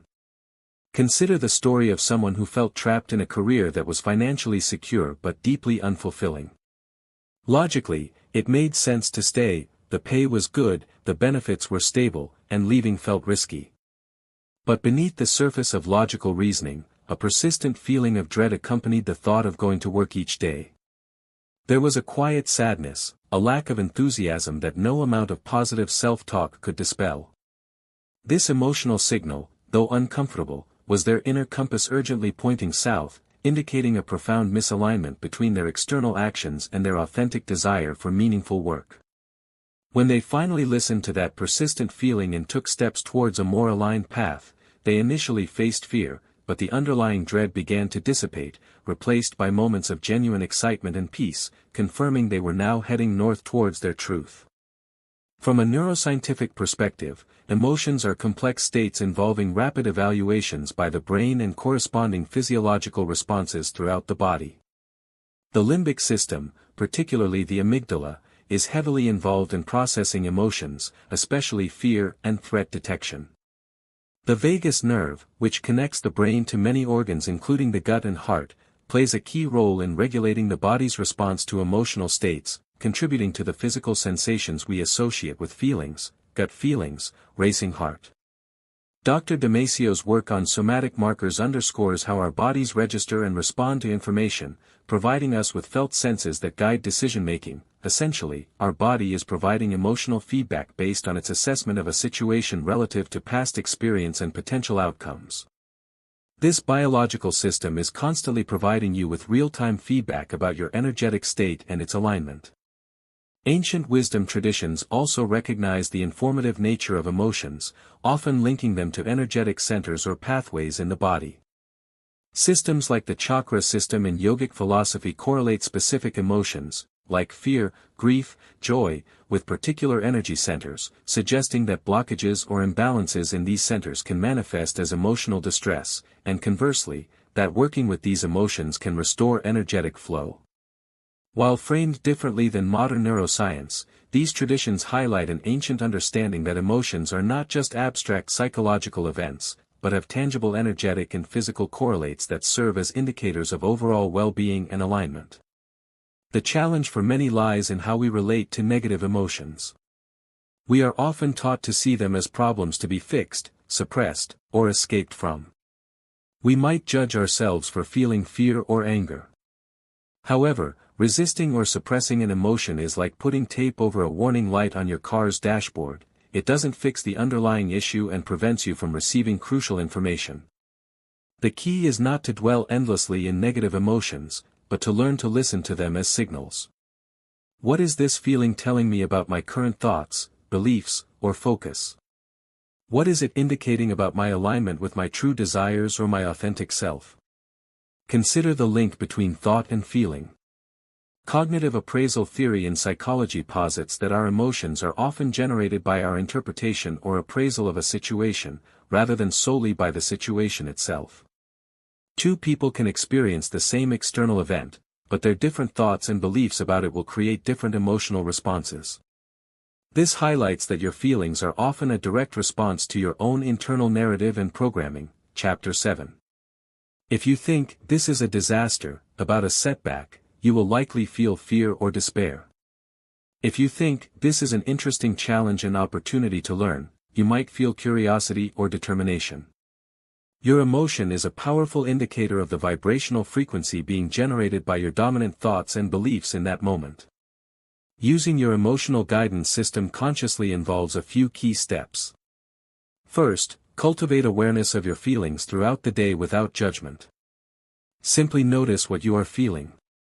Second, when you experience a strong emotion, particularly a negative one, pause and become curious. Ask yourself, what thought was just active before or during this feeling, or what belief might this feeling be connected to, or what is this feeling telling me about my current alignment with my desire or well-being? Use the emotion as a compass reading. If you feel frustrated, it's likely you're focusing on a lack of progress or resistance. If you feel anxious, you're likely focusing on unwanted future outcomes fueled by fear. If you feel peace, you're likely focused on the present moment or an outcome you trust is unfolding. Third, once you have identified the underlying thought or belief, consciously choose to pivot your focus towards a thought or perspective that feels even slightly better. You don't have to leap from despair to joy immediately. Even moving from despair to frustration, or from anger to boredom, is a significant vibrational shift upwards. As you consciously choose thoughts that generate slightly better feelings, you gradually shift your emotional state and thus your vibrational frequency, aligning yourself more closely with your desired reality. Your emotions are the universe's most direct language to you, revealing your vibrational truth in every moment. Begin a practice of feeling inquiry. Set a reminder for yourself throughout the day to pause and simply check in with your emotional state. Name the primary emotion you are feeling. Then, with curiosity, ask what thought or belief might be generating this feeling. Practice this gently, without judgment. The more you listen to your emotional compass, the more clearly you will understand the frequency you are emitting and the direction in which your internal state is pointing you. Over time, you will become adept at using this powerful guidance system to consciously navigate your journey. To truly align with the reality you seek, simply identifying your current frequency is not enough. You must learn to cultivate the state of already being where you desire to go. Let us now delve into the process of aligning your vibration with your desires, the art and science of the manifestation process. Chapter 11, Planting the Seed, the Manifestation Cycle. When we speak of consciously creating reality or attracting desires, the mind sometimes conjures images of instantaneous magic, a mere thought causing immediate manifestation, a snap of the fingers producing a desired object or circumstance out of thin air. While reality is indeed more fluid and responsive than our conventional understanding suggests, manifestation, in its most consistent and observable form, is rarely about instantaneity. It is, instead, a process, a cycle of bringing the unseen into the seen, much like the timeless cycle of growth in the natural world. To truly master the alchemical forge of desire, you must understand this cycle, accepting that patience, faith, and focused nurturing are as essential as the initial spark of intention. Consider the journey of a seed. Held in your hand, it is a tiny, unassuming thing, bearing no physical resemblance to the magnificent plant it has the potential to become. All the information, all the potential, is stored within its compact form, but it is unseen, latent. To bring that potential into visible reality, you don't simply wish for the plant to appear fully formed. You engage in a process that cooperates with the natural laws of growth. You prepare the soil, creating a fertile and receptive environment. You plant the seed, placing it in the earth with intention. You water it, ensure it receives sunlight, and protect it from harsh elements or pests. Then, and crucially, you wait. You cannot see the initial processes happening beneath the soil, the awakening of the life force within the seed, the sending out of tiny roots, the first hesitant sprout pushing through the darkness. This unseen phase requires faith and patience. Only after a period of nurture and unseen growth does the sprout break the surface, gradually growing stronger until it reaches its full potential and bears fruit or flower. The manifestation of your desires follows a remarkably similar cycle, moving from the unseen realm of pure potential, the energetic field discussed in Chapter 2, into tangible form in your physical reality. The seed, desire and intention. This is the initial spark, the clear identification of what you wish to experience, have, or create. It is the moment the unseen potential begins to coalesce into a specific form within your consciousness. It is vital to be clear about the essence of your desire, the feeling it is meant to provide, not just the external form. A vague wish produces a weak seed, a clear, emotionally resonant intention plants a powerful one. Preparing the soil, inner alignment before planting the seed, the soil must be receptive. In manifestation, this means preparing your inner landscape. It involves the work we have discussed, becoming aware of and releasing limiting beliefs and fears, Chapter 7, Chapter 12, shedding the mask of inauthenticity, Chapter 6, and healing emotional wounds that create discordant vibrations, Chapter 13. A subconscious mind fertile with beliefs of lack or unworthiness is like rocky, infertile soil, even the most potent seed of desire will struggle to grow. This inner work is fundamental, it creates the receptive environment for your desires to take root. Planting the seed, setting the intention. This is the conscious act of stating your desire clearly, either through articulation, writing, or vivid visualization. It is the energetic equivalent of placing the seed in the prepared soil. It is about declaring to the universe, or the field of potential, the specific frequency you are now intending to cultivate and attract. Once planted, there is an element of releasing the outcome to the process, trusting that the natural laws are now at work. Clinging too tightly or constantly digging up the seed to see if it's growing hinders the process. Watering and nurturing, focus, feeling, belief. This is the ongoing cultivation that sustains the growth. It involves consistently directing your thoughts and focus towards the desired outcome, Chapter 9, not obsessively, but with calm intention. Crucially, it involves cultivating the feeling state associated with the desire already being fulfilled, Chapter 10, Chapter 16. Gratitude for what you already have, and gratitude as if the desire is already here, is powerful nourishment for the seed. Maintaining belief and faith in the process, Chapter 12, even when there is no external evidence of growth, is the sunlight that feeds the burgeoning potential. Growth beneath the surface, the unseen process. This is the phase that requires the most patience and trust. Just like the seed sending out roots underground, much of the initial manifestation process happens in the unseen energetic realm. Synchronicities begin to align, Chapter 17, subtle opportunities may arise, internal shifts occur, but the final desired form is not yet visible in your physical reality. This phase tests your faith and requires you to trust the natural process, understanding that beneath the surface, energy is coalescing and probabilities are shifting according to your dominant vibration. Giving up during this phase is like abandoning the seed before the sprout has a chance to break ground. Dealing with weeds and pests, addressing resistance as your desire grows, old fears, doubts, and limiting subconscious beliefs may surface, like weeds threatening to choke the young plant. External challenges or setbacks may appear, testing your resolve. These are not signs that the process is failing, but indications of internal resistance that needs to be identified and released, Chapter 13, Chapter 14. Addressing these weeds, observing the fear without judgment, acknowledging the doubt without identifying with it, returning to your core beliefs and desired feeling state, is a vital part of nurturing the manifestation. Inspired action, cooperating with the process. As the unseen growth progresses, you may begin to receive intuitive nudges, Chapter 4, or feel a sense of inspired energy towards certain actions. These actions are not strenuous efforts to force the outcome, but aligned steps that feel light, exciting, or simply right. They are opportunities presented by the universe in response to your vibration, inviting you to co-create. Taking inspired action is like helping the sprout reach for the sunlight, it's cooperating with the growth that is already happening. Distinguish inspired action, feels expansive, intuitive, from forced action, feels heavy, driven by fear or lack. The harvest, manifestation. This is when the desire fully materializes in your physical reality.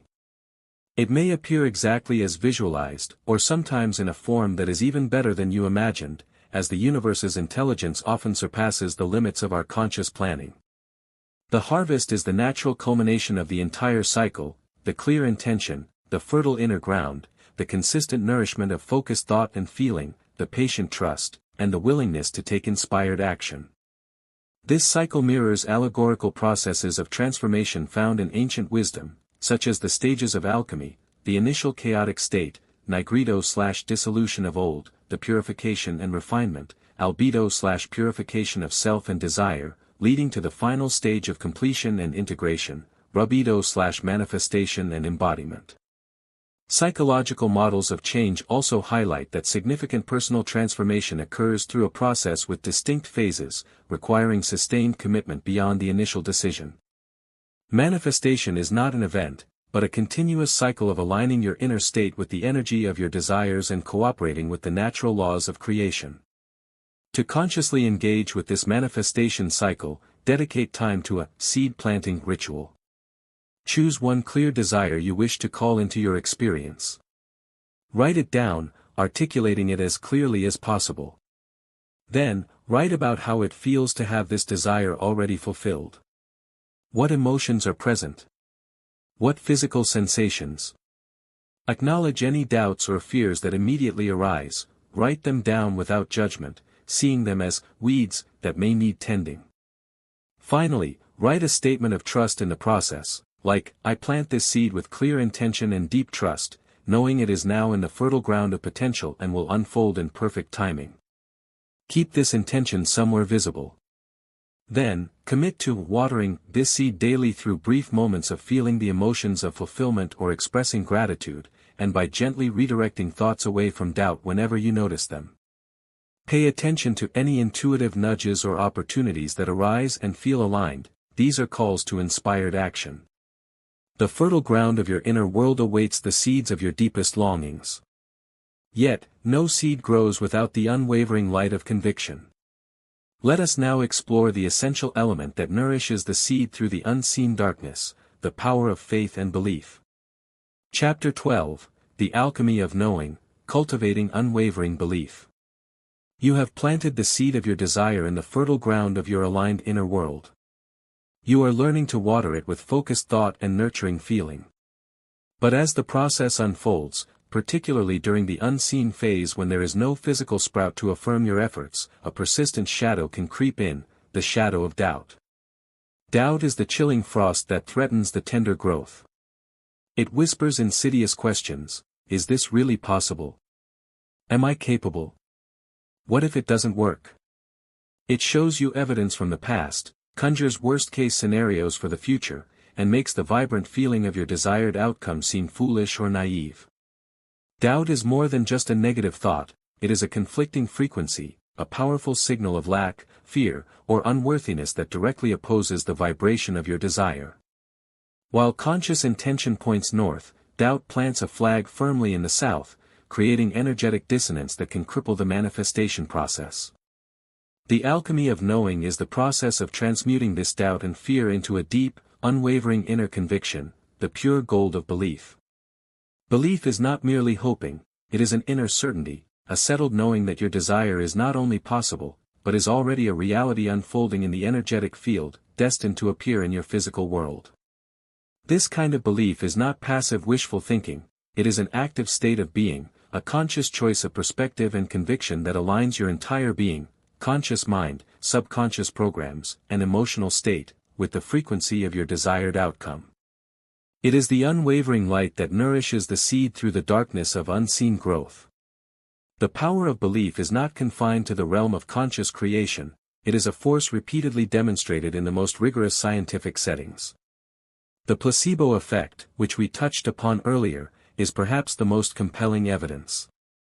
Patients receiving an inert substance, believing it to be a potent medicine, experience real physiological changes, pain relief, reduced symptoms, changes in brain chemistry. Their belief creates tangible, physical reality. Conversely, the nocebo effect shows the dark side of this power. Negative expectations and beliefs can create negative physical outcomes, such as experiencing side effects from an inert substance or symptoms from imagined exposure. These effects are not merely psychological curiosities, they are profound demonstrations that the internal state of belief, or disbelief, exerts a powerful, measurable influence on physical reality. If belief can alter biological function, consider its potential to influence the more fluid, energetic field of external circumstance. Across narrative traditions, the hero's journey often involves confronting and overcoming internal demons, chief among them doubt and fear. The hero must find the courage to believe in themselves, in their quest, even when faced with overwhelming odds and inner voices that tell them to give up. This internal battle is not just a plot device, it is an allegory for the alchemical process of forging conviction within the human spirit. Every time you choose to act despite doubt, every time you return your focus to your desired outcome when fear pulls you towards scarcity, you are strengthening the muscle of belief, transmuting the lead of fear into the gold of knowing. This unwavering belief is not about denying current reality or pretending everything is perfect when it is not. It is about choosing where to place your ultimate conviction. It is about recognizing that your current circumstances are, in part, a reflection of past vibrations and beliefs, Chapter 5, Chapter 7, but that your potential reality is shaped by the vibration you are cultivating now. Cultivating belief is an active practice of selecting thoughts, focusing attention, and embodying feelings that are congruent with the reality you desire, even when external evidence is scarce. It is about choosing to believe in the unseen potential more than the visible limitation. How do you cultivate this kind of powerful belief, especially when old subconscious programs scream doubt and external reality seems to contradict your desires? It begins with identifying the limiting beliefs that are opposing your desires. These are the programs running in the background, Chapter 7, that tell you something is impossible, that you are not worthy, or that the world is rigged against you. Once identified, these beliefs need to be gently challenged. Look for evidence against them, even small counterexamples in your own life or the lives of others. Question the validity of the belief. Where did it come from? Is it absolutely true? Then, actively construct empowering beliefs that are aligned with your desires. These should be stated in the present tense, positively framed, and resonate with a feeling of possibility. Instead of, I hope to be financially secure, an empowering belief might be, I am capable of creating financial abundance, and opportunities for prosperity are constantly available to me.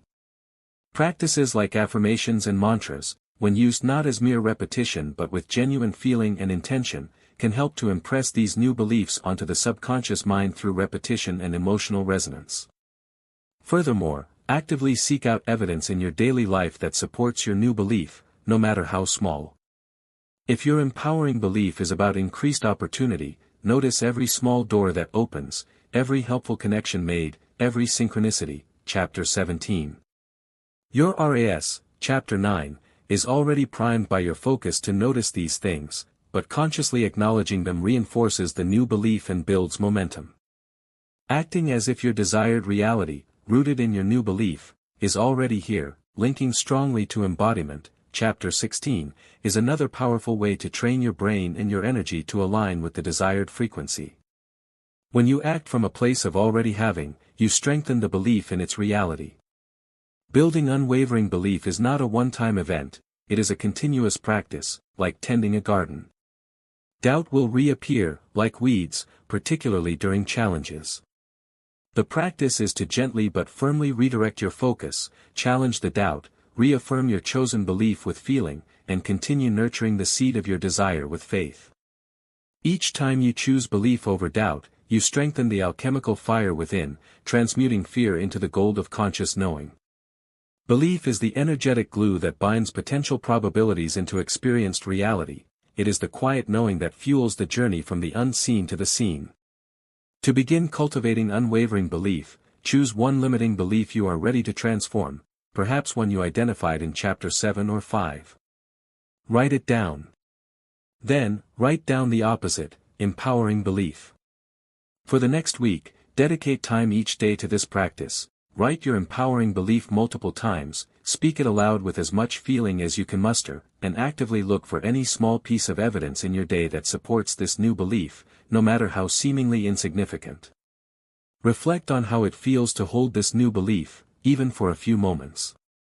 This conscious repetition and search for evidence begins the process of rewiring your brain and shifting your dominant vibration. While belief provides the inner conviction, navigating the creation process requires accepting all parts of yourself, including those you have hidden or denied. To stand fully in your creative power, you must integrate the shadows you cast. Let us now turn our attention to the integration of the shadow self. Chapter 13, Befriending the Hidden Self, Integrating the Shadow. From the earliest moments of self-awareness, we learn to categorize aspects of ourselves as good or bad, acceptable or unacceptable. We are praised for being kind, compliant, and cheerful, and perhaps subtly or overtly shamed for expressing anger, fear, or selfish desires.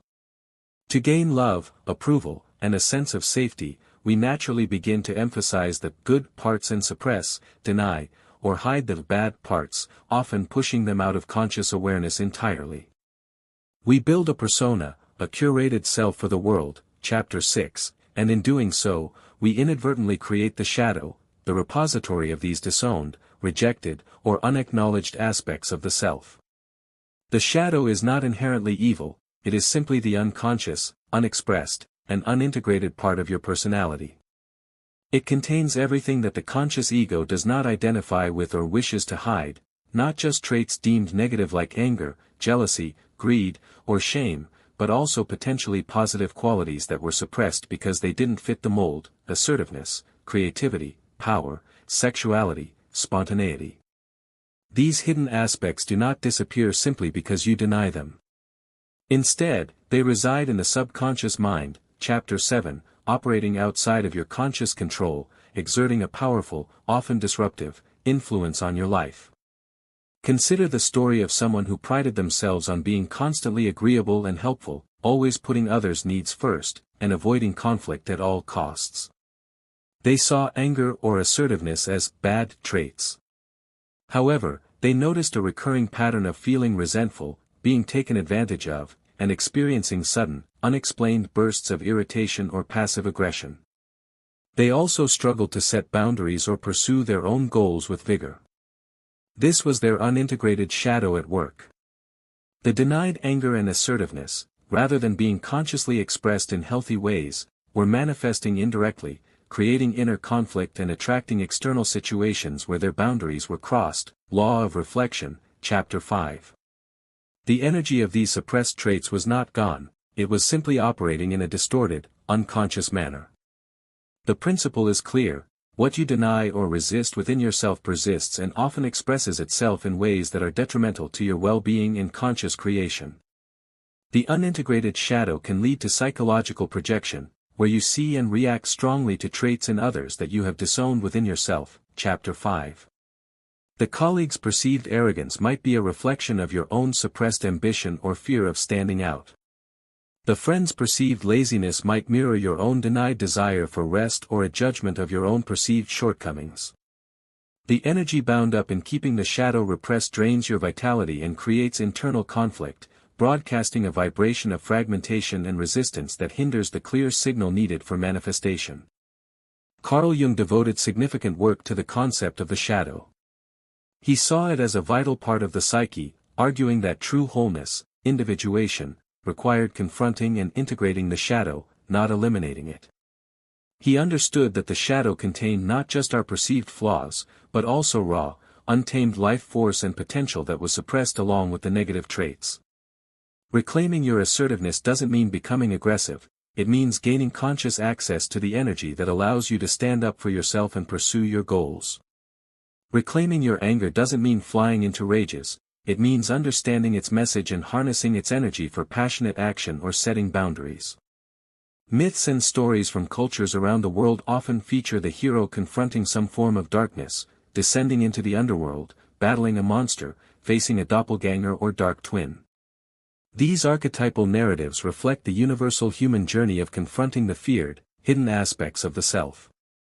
They suggest that true power and transformation are not found by avoiding the darkness, but by bravely facing it, understanding it, and integrating it. Integrating the shadow is not about condoning harmful behavior, it is about acknowledging the potential for certain traits or impulses within yourself, understanding why they were suppressed, often out of fear or a need for safety, and making a conscious choice about how to channel the energy they contain. It's about moving from unconscious reaction to conscious response. It involves accepting that you are a complex being with a full spectrum of human experience, including the parts you find uncomfortable or undesirable. Therapeutic approaches that emphasize acceptance, such as acceptance and commitment therapy, offer valuable tools for learning to acknowledge difficult thoughts and feelings without being controlled by them. The process of integrating the shadow begins with courageous self-awareness. It requires looking honestly at the parts of yourself you judge most harshly, the emotions you try hardest to avoid feeling, and the traits in others that trigger the strongest negative reactions in you. Journaling can be a powerful tool here. Ask yourself the difficult questions: what traits in others do I find most unbearable? Could there be a seed of that trait within me that I've denied? What was I taught was bad or unacceptable to feel or be? When do I feel a strong urge or impulse that I immediately suppress? Once you identify a piece of your shadow, the next step is acceptance, not indulgence. Acceptance means acknowledging its existence without judgment. You might say to a disowned part, "I see you, anger. I understand why you were hidden. You were trying to protect me." You acknowledge the part and the, often well-intentioned, reason for its suppression. This simple act of acknowledgement brings the disowned energy partially into the light of consciousness, lessening its power to control you from the shadows of the subconscious. It's like inviting a feared guest into your home to talk, rather than leaving them lurking outside where they can throw rocks through the window. Integrating your shadow is the process of reclaiming your fragmented energy and power, becoming whole enough to stand fully in your creative authority. As you integrate the shadow, you experience profound benefits. You become more authentic, as there are fewer parts of yourself you feel you must hide, dropping the mask, Chapter 6. Your projections onto others diminish, leading to more genuine relationships, Chapter 5. You gain access to suppressed life force, creativity, and assertiveness that was previously tied up in maintaining the repression. Your vibration becomes more coherent and powerful, as fewer conflicting frequencies are being broadcast from the unconscious depths. Conscious creation flows more smoothly when your energy is integrated and whole. To begin the practice of befriending your hidden self, dedicate a journaling session to exploring your shadow. Ask yourself, what are the traits I most dislike in other people? List 3 to 5 traits. Then, for each trait, gently ask yourself, in what small ways might I also express this trait, even if only in my thoughts or in certain situations? Be honest and compassionate with yourself. Next, identify one emotion you tend to avoid or judge, e.g., anger, sadness, fear. Sit quietly and allow yourself to simply feel the physical sensations of that emotion for a few minutes, without needing to fix it or push it away. Acknowledge its presence. These simple steps begin the process of shining the light of consciousness into the hidden corners of your psyche. Beyond the internal landscape, your capacity to receive is as vital as your intention to create. To allow the universe to deliver your desires, you must release the grip of control. Let us now explore the subtle but powerful art of allowing and surrender. Part 4, Navigating the Labyrinth, Transmuting Shadow and Doubt. Chapter 14, Riding the River, the Power of Allowing. In the pursuit of our desires, the human tendency is often to grasp, to strive, to push, and to control. We identify what we want, we set our intentions, Chapter 11, and then, driven by a fear that things won't happen unless we make them happen through sheer force of will, we begin to strain against reality. We try to micromanage the how and the when, to control every variable, to muscle our way towards the desired outcome. We paddle furiously upstream, convinced that only through relentless effort and struggle can we reach our destination. Yet, paradoxically, this very struggle, this need to force and control, often creates the greatest resistance to the natural unfolding of our desires. It generates a vibration of tightness, anxiety, and lack of trust, which is a discordant frequency to the ease, flow, and abundance we seek. The principle of allowing is the antidote to this struggle. It is the understanding that the universe, the intelligent energetic field, is constantly in motion, a river of potential and possibility. To manifest with grace and ease, the most powerful approach is not to fight against this current, but to align with it, to surrender the need for rigid control, and to trust the inherent intelligence of the flow. Allowing is the practice of releasing resistance to the natural unfolding of the manifestation process, trusting that your desires are being orchestrated in perfect timing and in the most aligned way when your inner state is a vibrational match. Imagine yourself standing by a powerful river. Your destination lies downstream. You could try to fight the current, paddling upstream with immense effort, making slow, arduous progress, constantly battling the force of the water. Or, you could step into a sturdy boat, point it downstream, and allow the natural current of the river to carry you swiftly and effortlessly towards your destination. This is the difference between forcing and allowing. Forcing is paddling upstream, allowing is getting in the boat and riding the river downstream. Your intention, the seed planted, sets the direction, and your aligned vibration creates the buoyancy of the boat, but it is the power of allowing that lets the natural current of life deliver you with grace. Consider the story of an artist who desperately wanted their work to be recognized and successful. They pushed themselves relentlessly, spending long hours marketing, networking, and creating work they thought would appeal to critics or buyers, driven by fear of failure and a need to control every step of their career trajectory. Their efforts felt heavy and draining, and success remained elusive. Frustrated and exhausted, they eventually reached a point of burnout and released their tight grip, deciding to simply create art that felt authentic and joyful to them, releasing attachment to external validation. They focused on the pleasure of creation itself, on the feeling of being in flow while working. Paradoxically, it was only after they surrendered the need to control the outcome and simply allowed themselves to be carried by their creative passion that their work began to gain genuine attention, attracting opportunities and appreciation in ways they could never have strategically planned. Why is allowing so powerful? Resistance, whether physical tension, mental looping, or emotional tightness, creates a contracted, low-frequency vibration. It signals fear, lack of trust, and a belief that you are separate from the flow of well-being.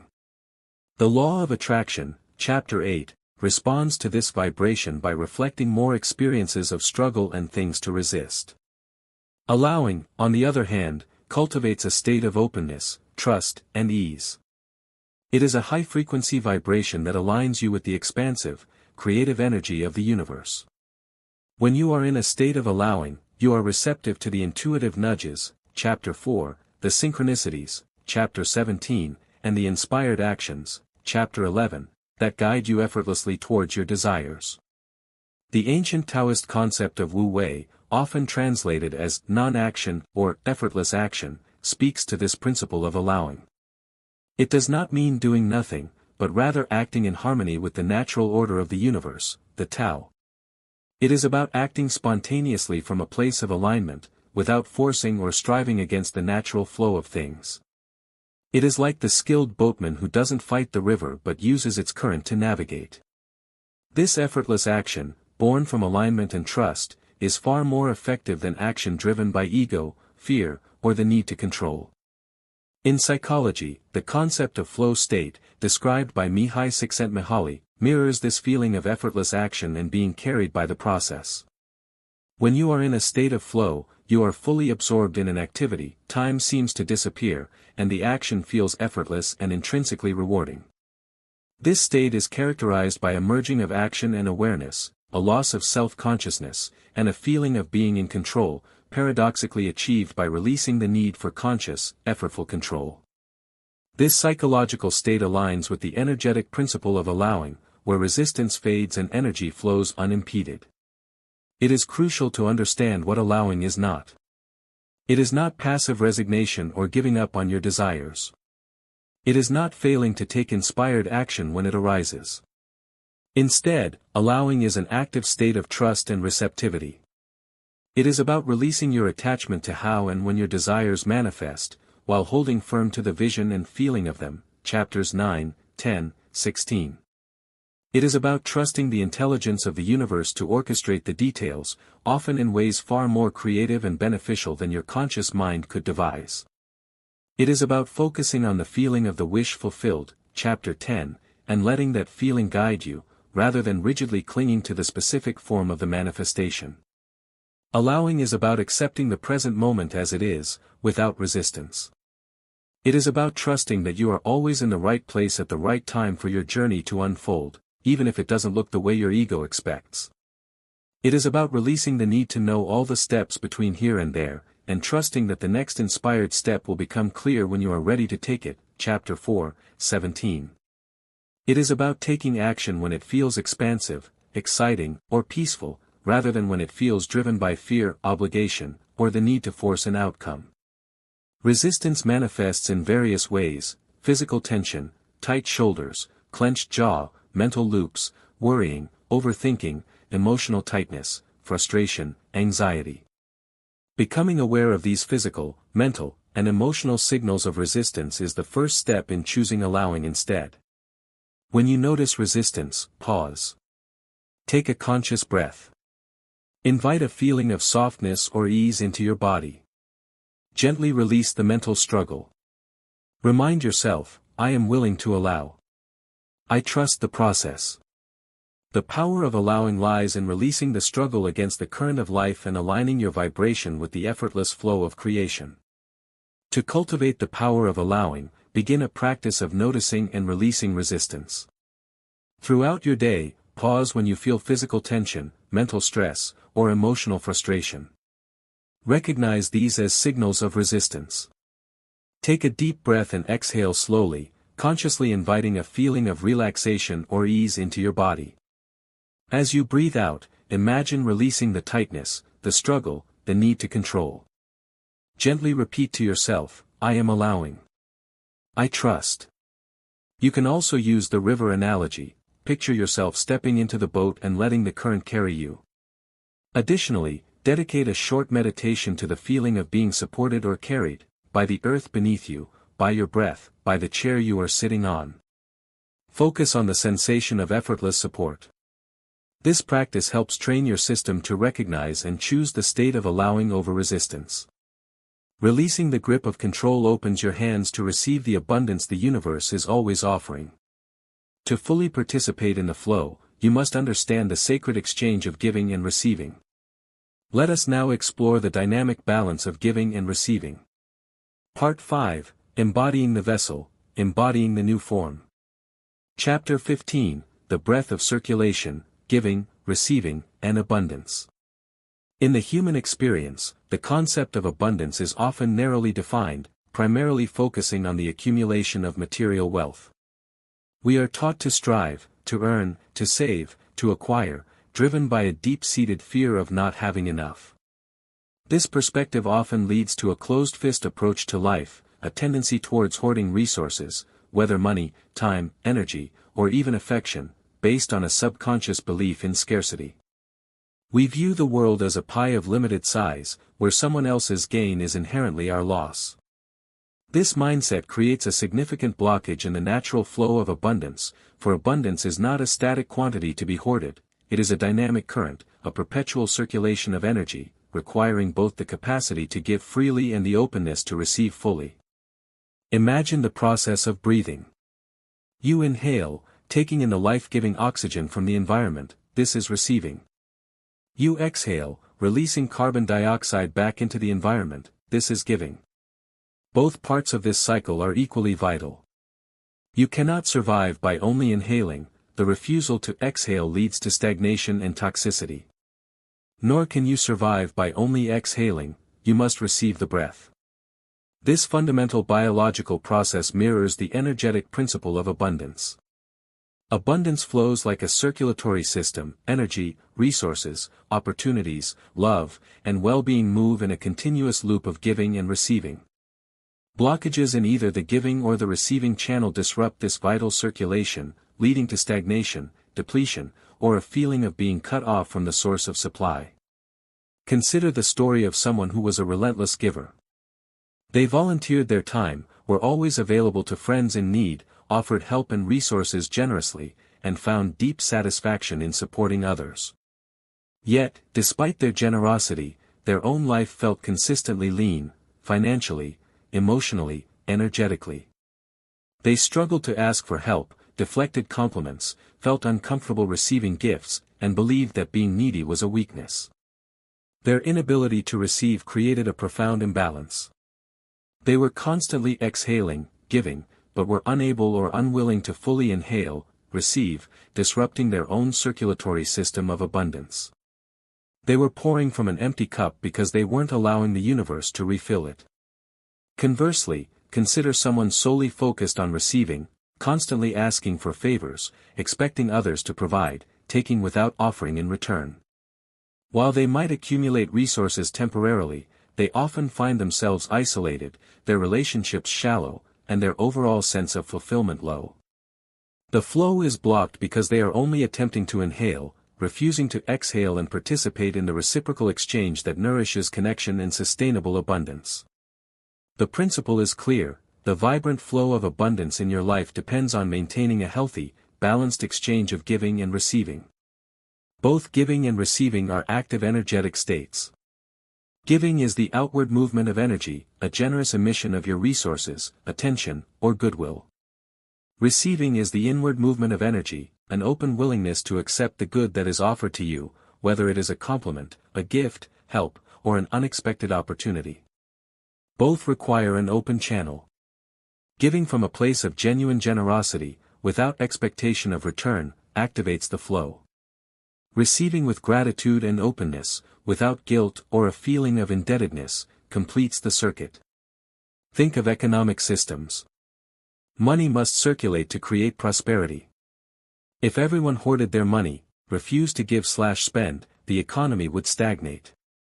Spending, giving money in exchange for goods/services, and earning, receiving money in exchange for value given, are both essential parts of the flow. This economic principle is a macrocosmic reflection of the microcosmic energetic flow in individual lives.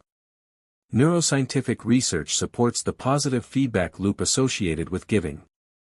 Studies have shown that acts of generosity and altruism activate pleasure and reward centers in the brain, such as the ventral striatum, and can lead to the release of oxytocin, a hormone associated with bonding and trust. This suggests that giving is not merely a self-sacrificial act, but is intrinsically rewarding, creating a positive emotional and biological state that is conducive to a higher vibration and continued flow. The primary blockages to giving stem from a scarcity mindset, Chapter 12. The fear that, if I give this away, I won't have enough left for myself, closes the channel of generosity. This fear is often rooted in subconscious beliefs developed in childhood about limited resources or unworthiness. The primary blockages to receiving are often rooted in feelings of unworthiness: I don't deserve this good thing, a fear of being indebted or controlled by others, or a subconscious belief that receiving makes you weak or dependent. Past experiences of receiving gifts with strings attached can also create a reluctance to receive openly. The need for control, discussed in Chapter 14, can also hinder receiving, as one might feel they have to earn or force everything, unable to simply allow good things to arrive effortlessly. In the context of conscious creation, both giving and receiving are vital. Clearly articulating your desire and setting your intention is a form of asking or signaling your willingness to receive from the universe. Taking inspired action, focusing your energy, and cultivating the feeling of your desire are forms of giving your energy and attention to the manifestation process. And when the manifestation arrives, in whatever form it takes, being truly open and willing to receive it completes the cycle. If you plant the seed, set intention, and water it, focus, feel, but are unable to open your hands to receive the harvest when it appears, the abundance cannot fully enter your experience. Cultivating both conscious giving and open receiving transforms your relationship with abundance from one of scarcity and struggle to one of flow and circulation. To cultivate a healthier balance of giving and receiving, dedicate time to a daily practice focused on both. Conscious giving: identify small, genuine opportunities to give throughout your day. This could be offering a sincere compliment, holding a door for someone, listening fully to a friend, sharing a helpful piece of information, or simply sending a silent blessing to someone you encounter. Focus on the feeling of warmth and connection that arises from genuine giving. Conscious receiving: practice receiving openly and gratefully. When someone offers you a compliment, simply say, "Thank you," and allow yourself to feel the warmth of it, without deflecting or minimizing. When someone offers help, if it feels aligned, practice accepting it graciously. When you experience a moment of beauty, pleasure, or a stroke of good fortune, consciously acknowledge it and allow yourself to fully receive the positive feeling. Journal about areas in your life where you feel blocked in either giving or receiving, and gently inquire into the underlying beliefs or fears. Practicing conscious giving and receiving opens the channels and encourages the natural flow of abundance in all its forms. You are the center of this circulation, the vessel through which energy flows. To anchor your desired reality, you must become the living embodiment of its frequency. Let us now explore the powerful practice of embodying the state of the wish fulfilled. Chapter 16, Living the Wish Fulfilled, the Practice of Embodiment. It is a common human tendency to postpone joy, peace, or a feeling of success until certain external conditions are met. We tell ourselves, when I get the job, then I'll feel secure, or, when I'm in the relationship, then I'll feel loved, or, when I have the money, then I'll feel abundant. We wait for the external reality to change before we grant ourselves permission to feel the way we desire to feel.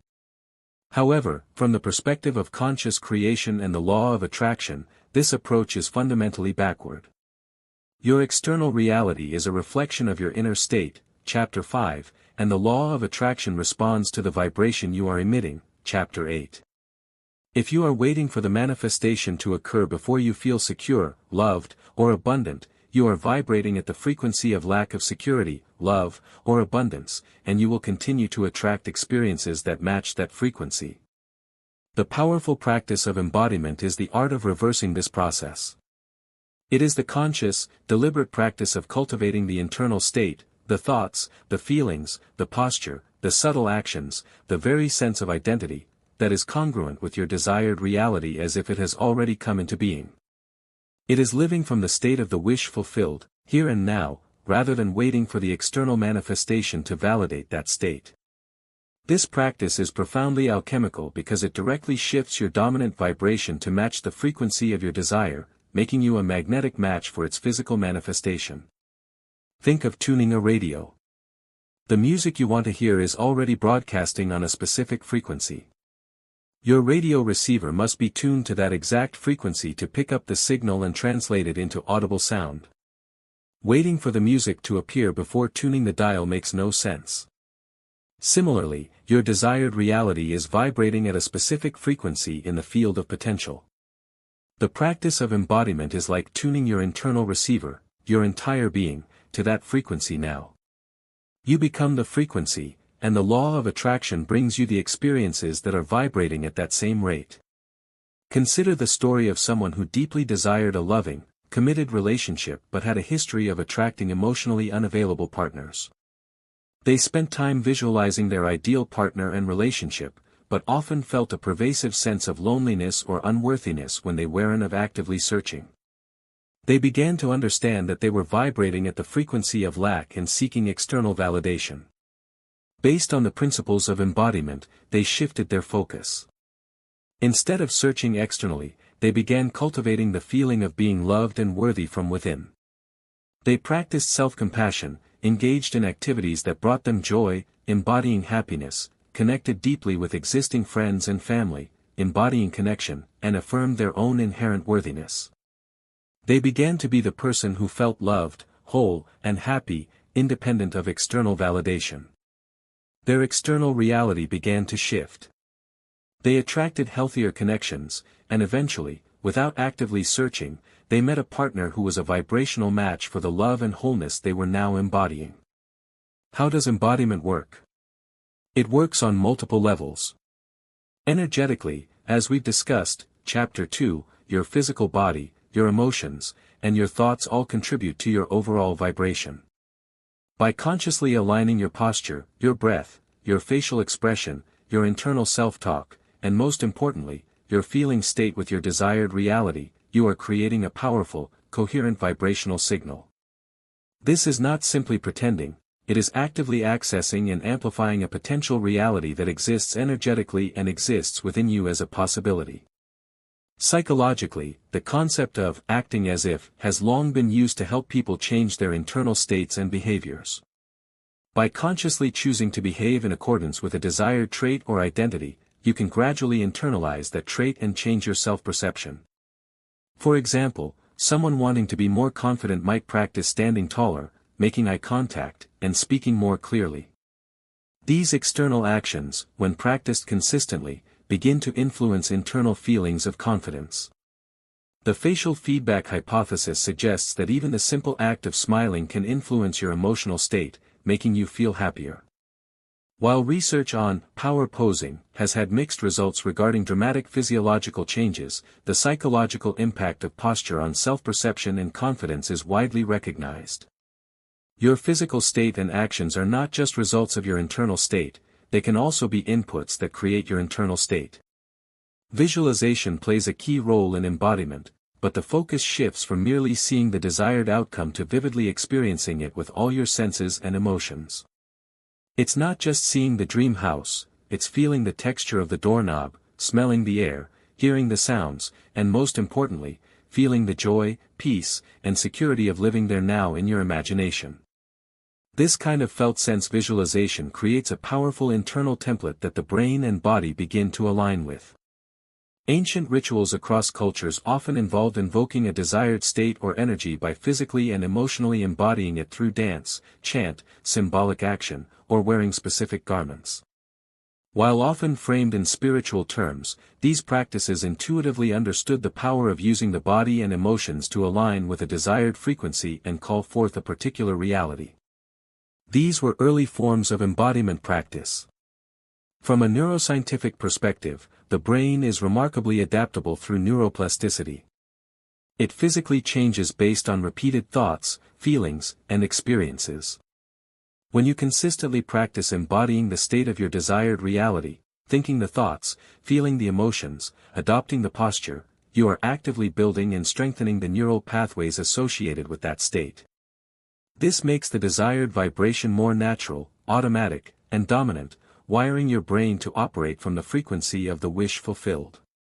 Embodiment is not about presenting a false mask to the world, which creates dissonance. Chapter 6. It is about accessing and expressing the authentic potential that resides within you and is in alignment with your soul's desires. It's about being the truth of your desired future now, from the inside out. It requires self-awareness, a willingness to feel, and a commitment to consistent practice. The most powerful step you can take towards your desired reality is to become, vibrationally, the person who already has it.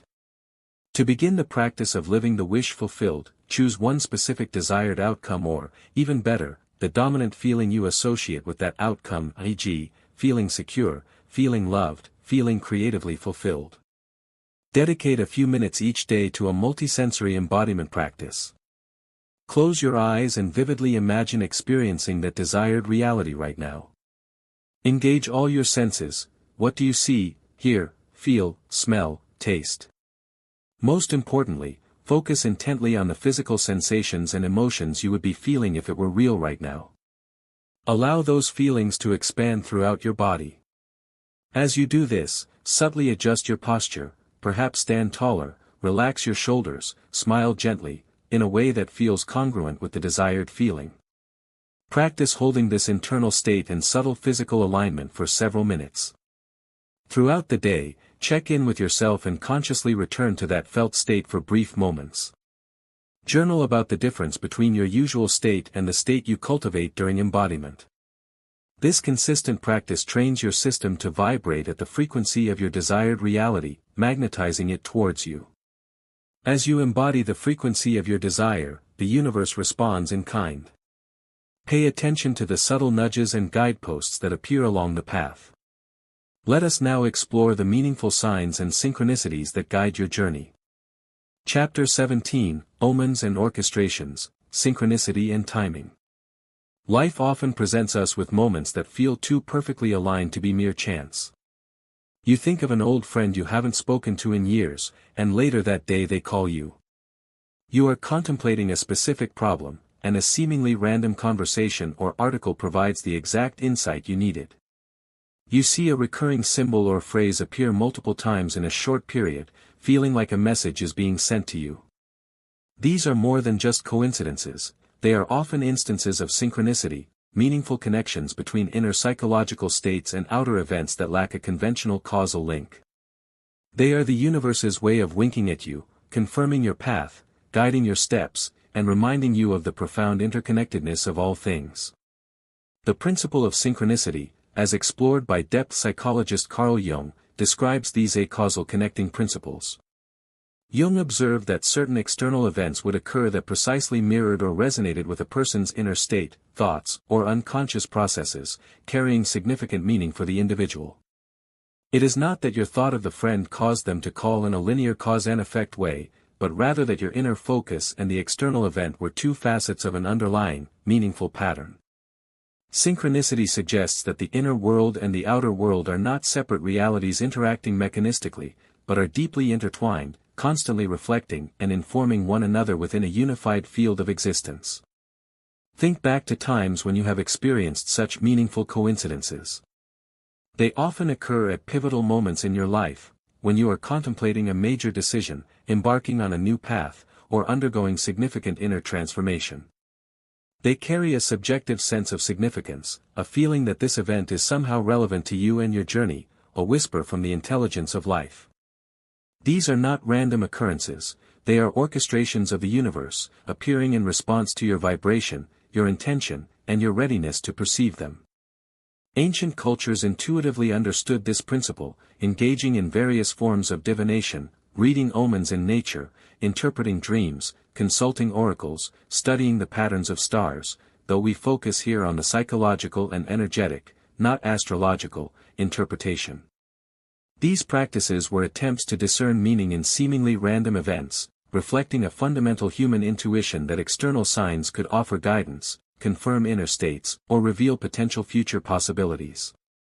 While the methods varied and some involved practices we would not endorse, the underlying impulse was to read the language of the universe as it spoke through synchronistic events, believing that life was not just random chaos but an intelligent, responsive process. From a psychological and neuroscientific perspective, our ability to perceive synchronicity is linked to our natural capacity for pattern recognition. The human brain is wired to find patterns, to create order out of complexity. Our reticular activating system, RAS, as discussed in Chapter 9, filters information based on what we deem important. When you set a clear intention or cultivate a specific focus or feeling, Chapters 9, 10, 16, you are programming your RAS to be receptive to information and patterns related to that focus. This makes you more likely to notice synchronous events that were always present in the field of potential but were previously invisible to your conscious awareness. Mindfulness practices, Chapter 4, which cultivate present-moment awareness and a receptive state, also enhance your ability to perceive these subtle connections without the filter of analytical thought or judgment. However, synchronicity is more than just seeing patterns, it carries a felt sense of meaning and relevance to your inner state or journey that goes beyond mere coincidence. It is the subjective experience of the inner and outer worlds momentarily aligning in a way that feels significant and purposeful. It is the universe confirming that you are on the right track, guiding you towards the next step, or highlighting an inner theme that needs your attention. Synchronicity often increases when you are in a state of alignment, when your thoughts, feelings, and beliefs are coherent and focused on your desired reality, embodiment, Chapters 10, 16, when you are in a state of allowing and trust, rather than resistance and forceful control, Chapter 14, and when your conscious intention is clear, Chapter 11. A clear, consistent vibration acts like a strong signal, and the universe responds with clear, resonant feedback in the form of meaningful coincidences. Doubt, fear, and internal conflict create static, making it harder to perceive these subtle guideposts. Interpreting synchronicity is less about decoding a literal message and more about feeling into the meaning it holds for you in that moment. What was on your mind when the synchronicity occurred? What feeling did it evoke?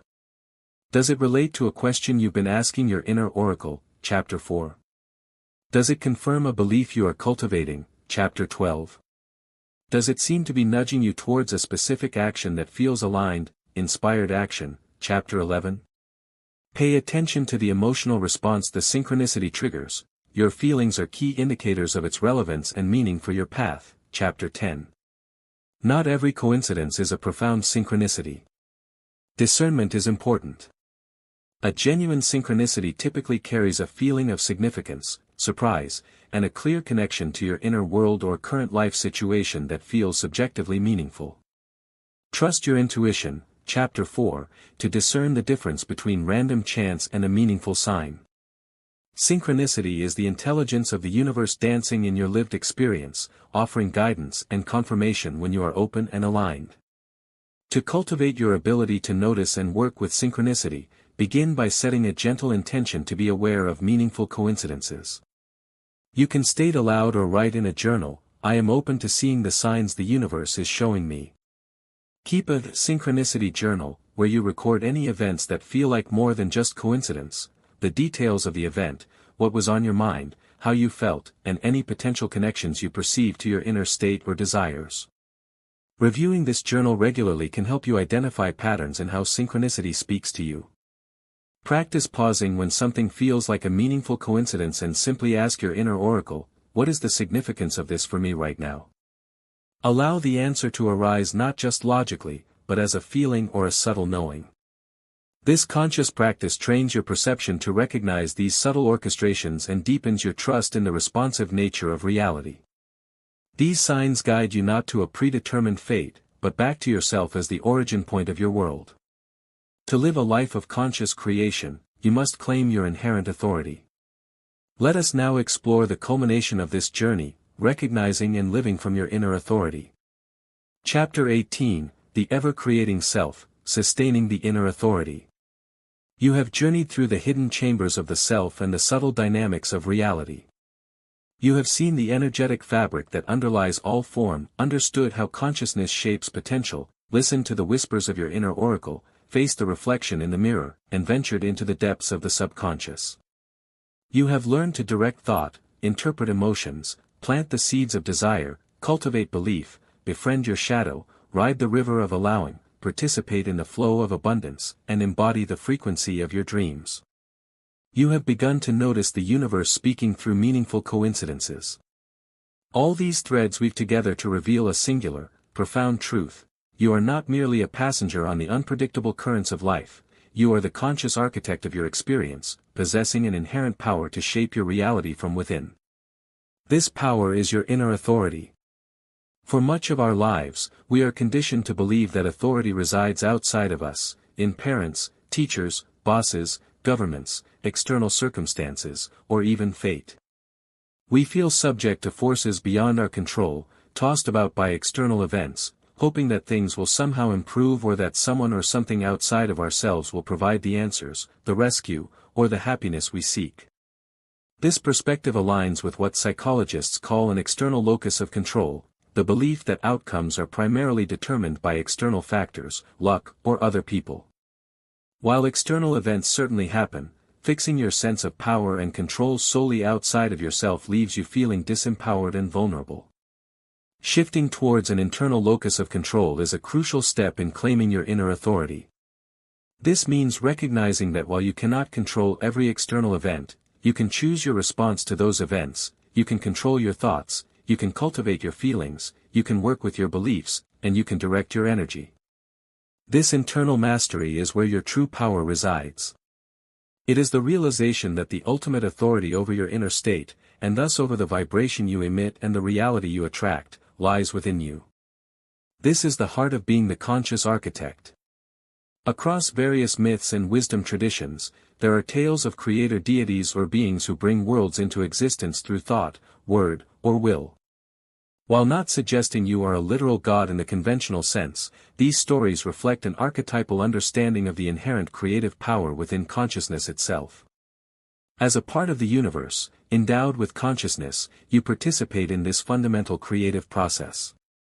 Your inner authority is the conscious recognition and responsible stewardship of this creative potential within you. Living from this place of inner authority is the culmination of integrating all the principles explored in this book. It means taking radical responsibility for your inner state, not blaming external circumstances or others for how you feel, but recognizing that your feelings are responses to your own thoughts, beliefs, and interpretations. Chapter 5, 10. Trusting and honoring the guidance of your inner oracle. Chapter 4, knowing that the deepest wisdom resides within. Consciously directing your thoughts and focus towards your desired reality, like a sculptor carefully shaping their material, Chapter 9.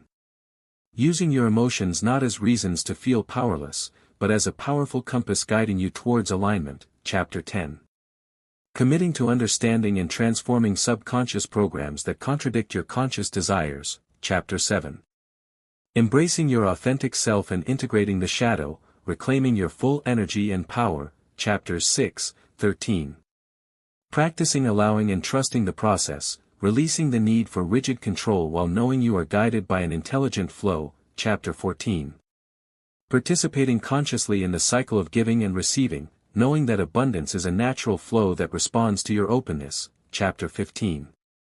Consistently embodying the vibration of your desired reality, living from the state of the wish fulfilled here and now, Chapter 16. Remaining open to and discerning of the signs and synchronicity that confirm your alignment and guide your steps, Chapter 17. This is not a destination you reach and then stop. The universe is constantly in motion, a dynamic field of energy and potential, and you are a dynamic, evolving being. Sustaining conscious creation from a place of inner authority is an ongoing practice, a continuous process of self-awareness, refinement, and alignment. It requires a commitment to observing your inner landscape, gently course-correcting when you notice misalignment, and consistently choosing thoughts, feelings, and actions that are in harmony with the reality you wish to create and experience. Practices like daily mindfulness, reflective journaling, and regular moments of stillness help you stay connected to your inner oracle and maintain awareness of your vibrational state. The benefits of living from inner authority are profound.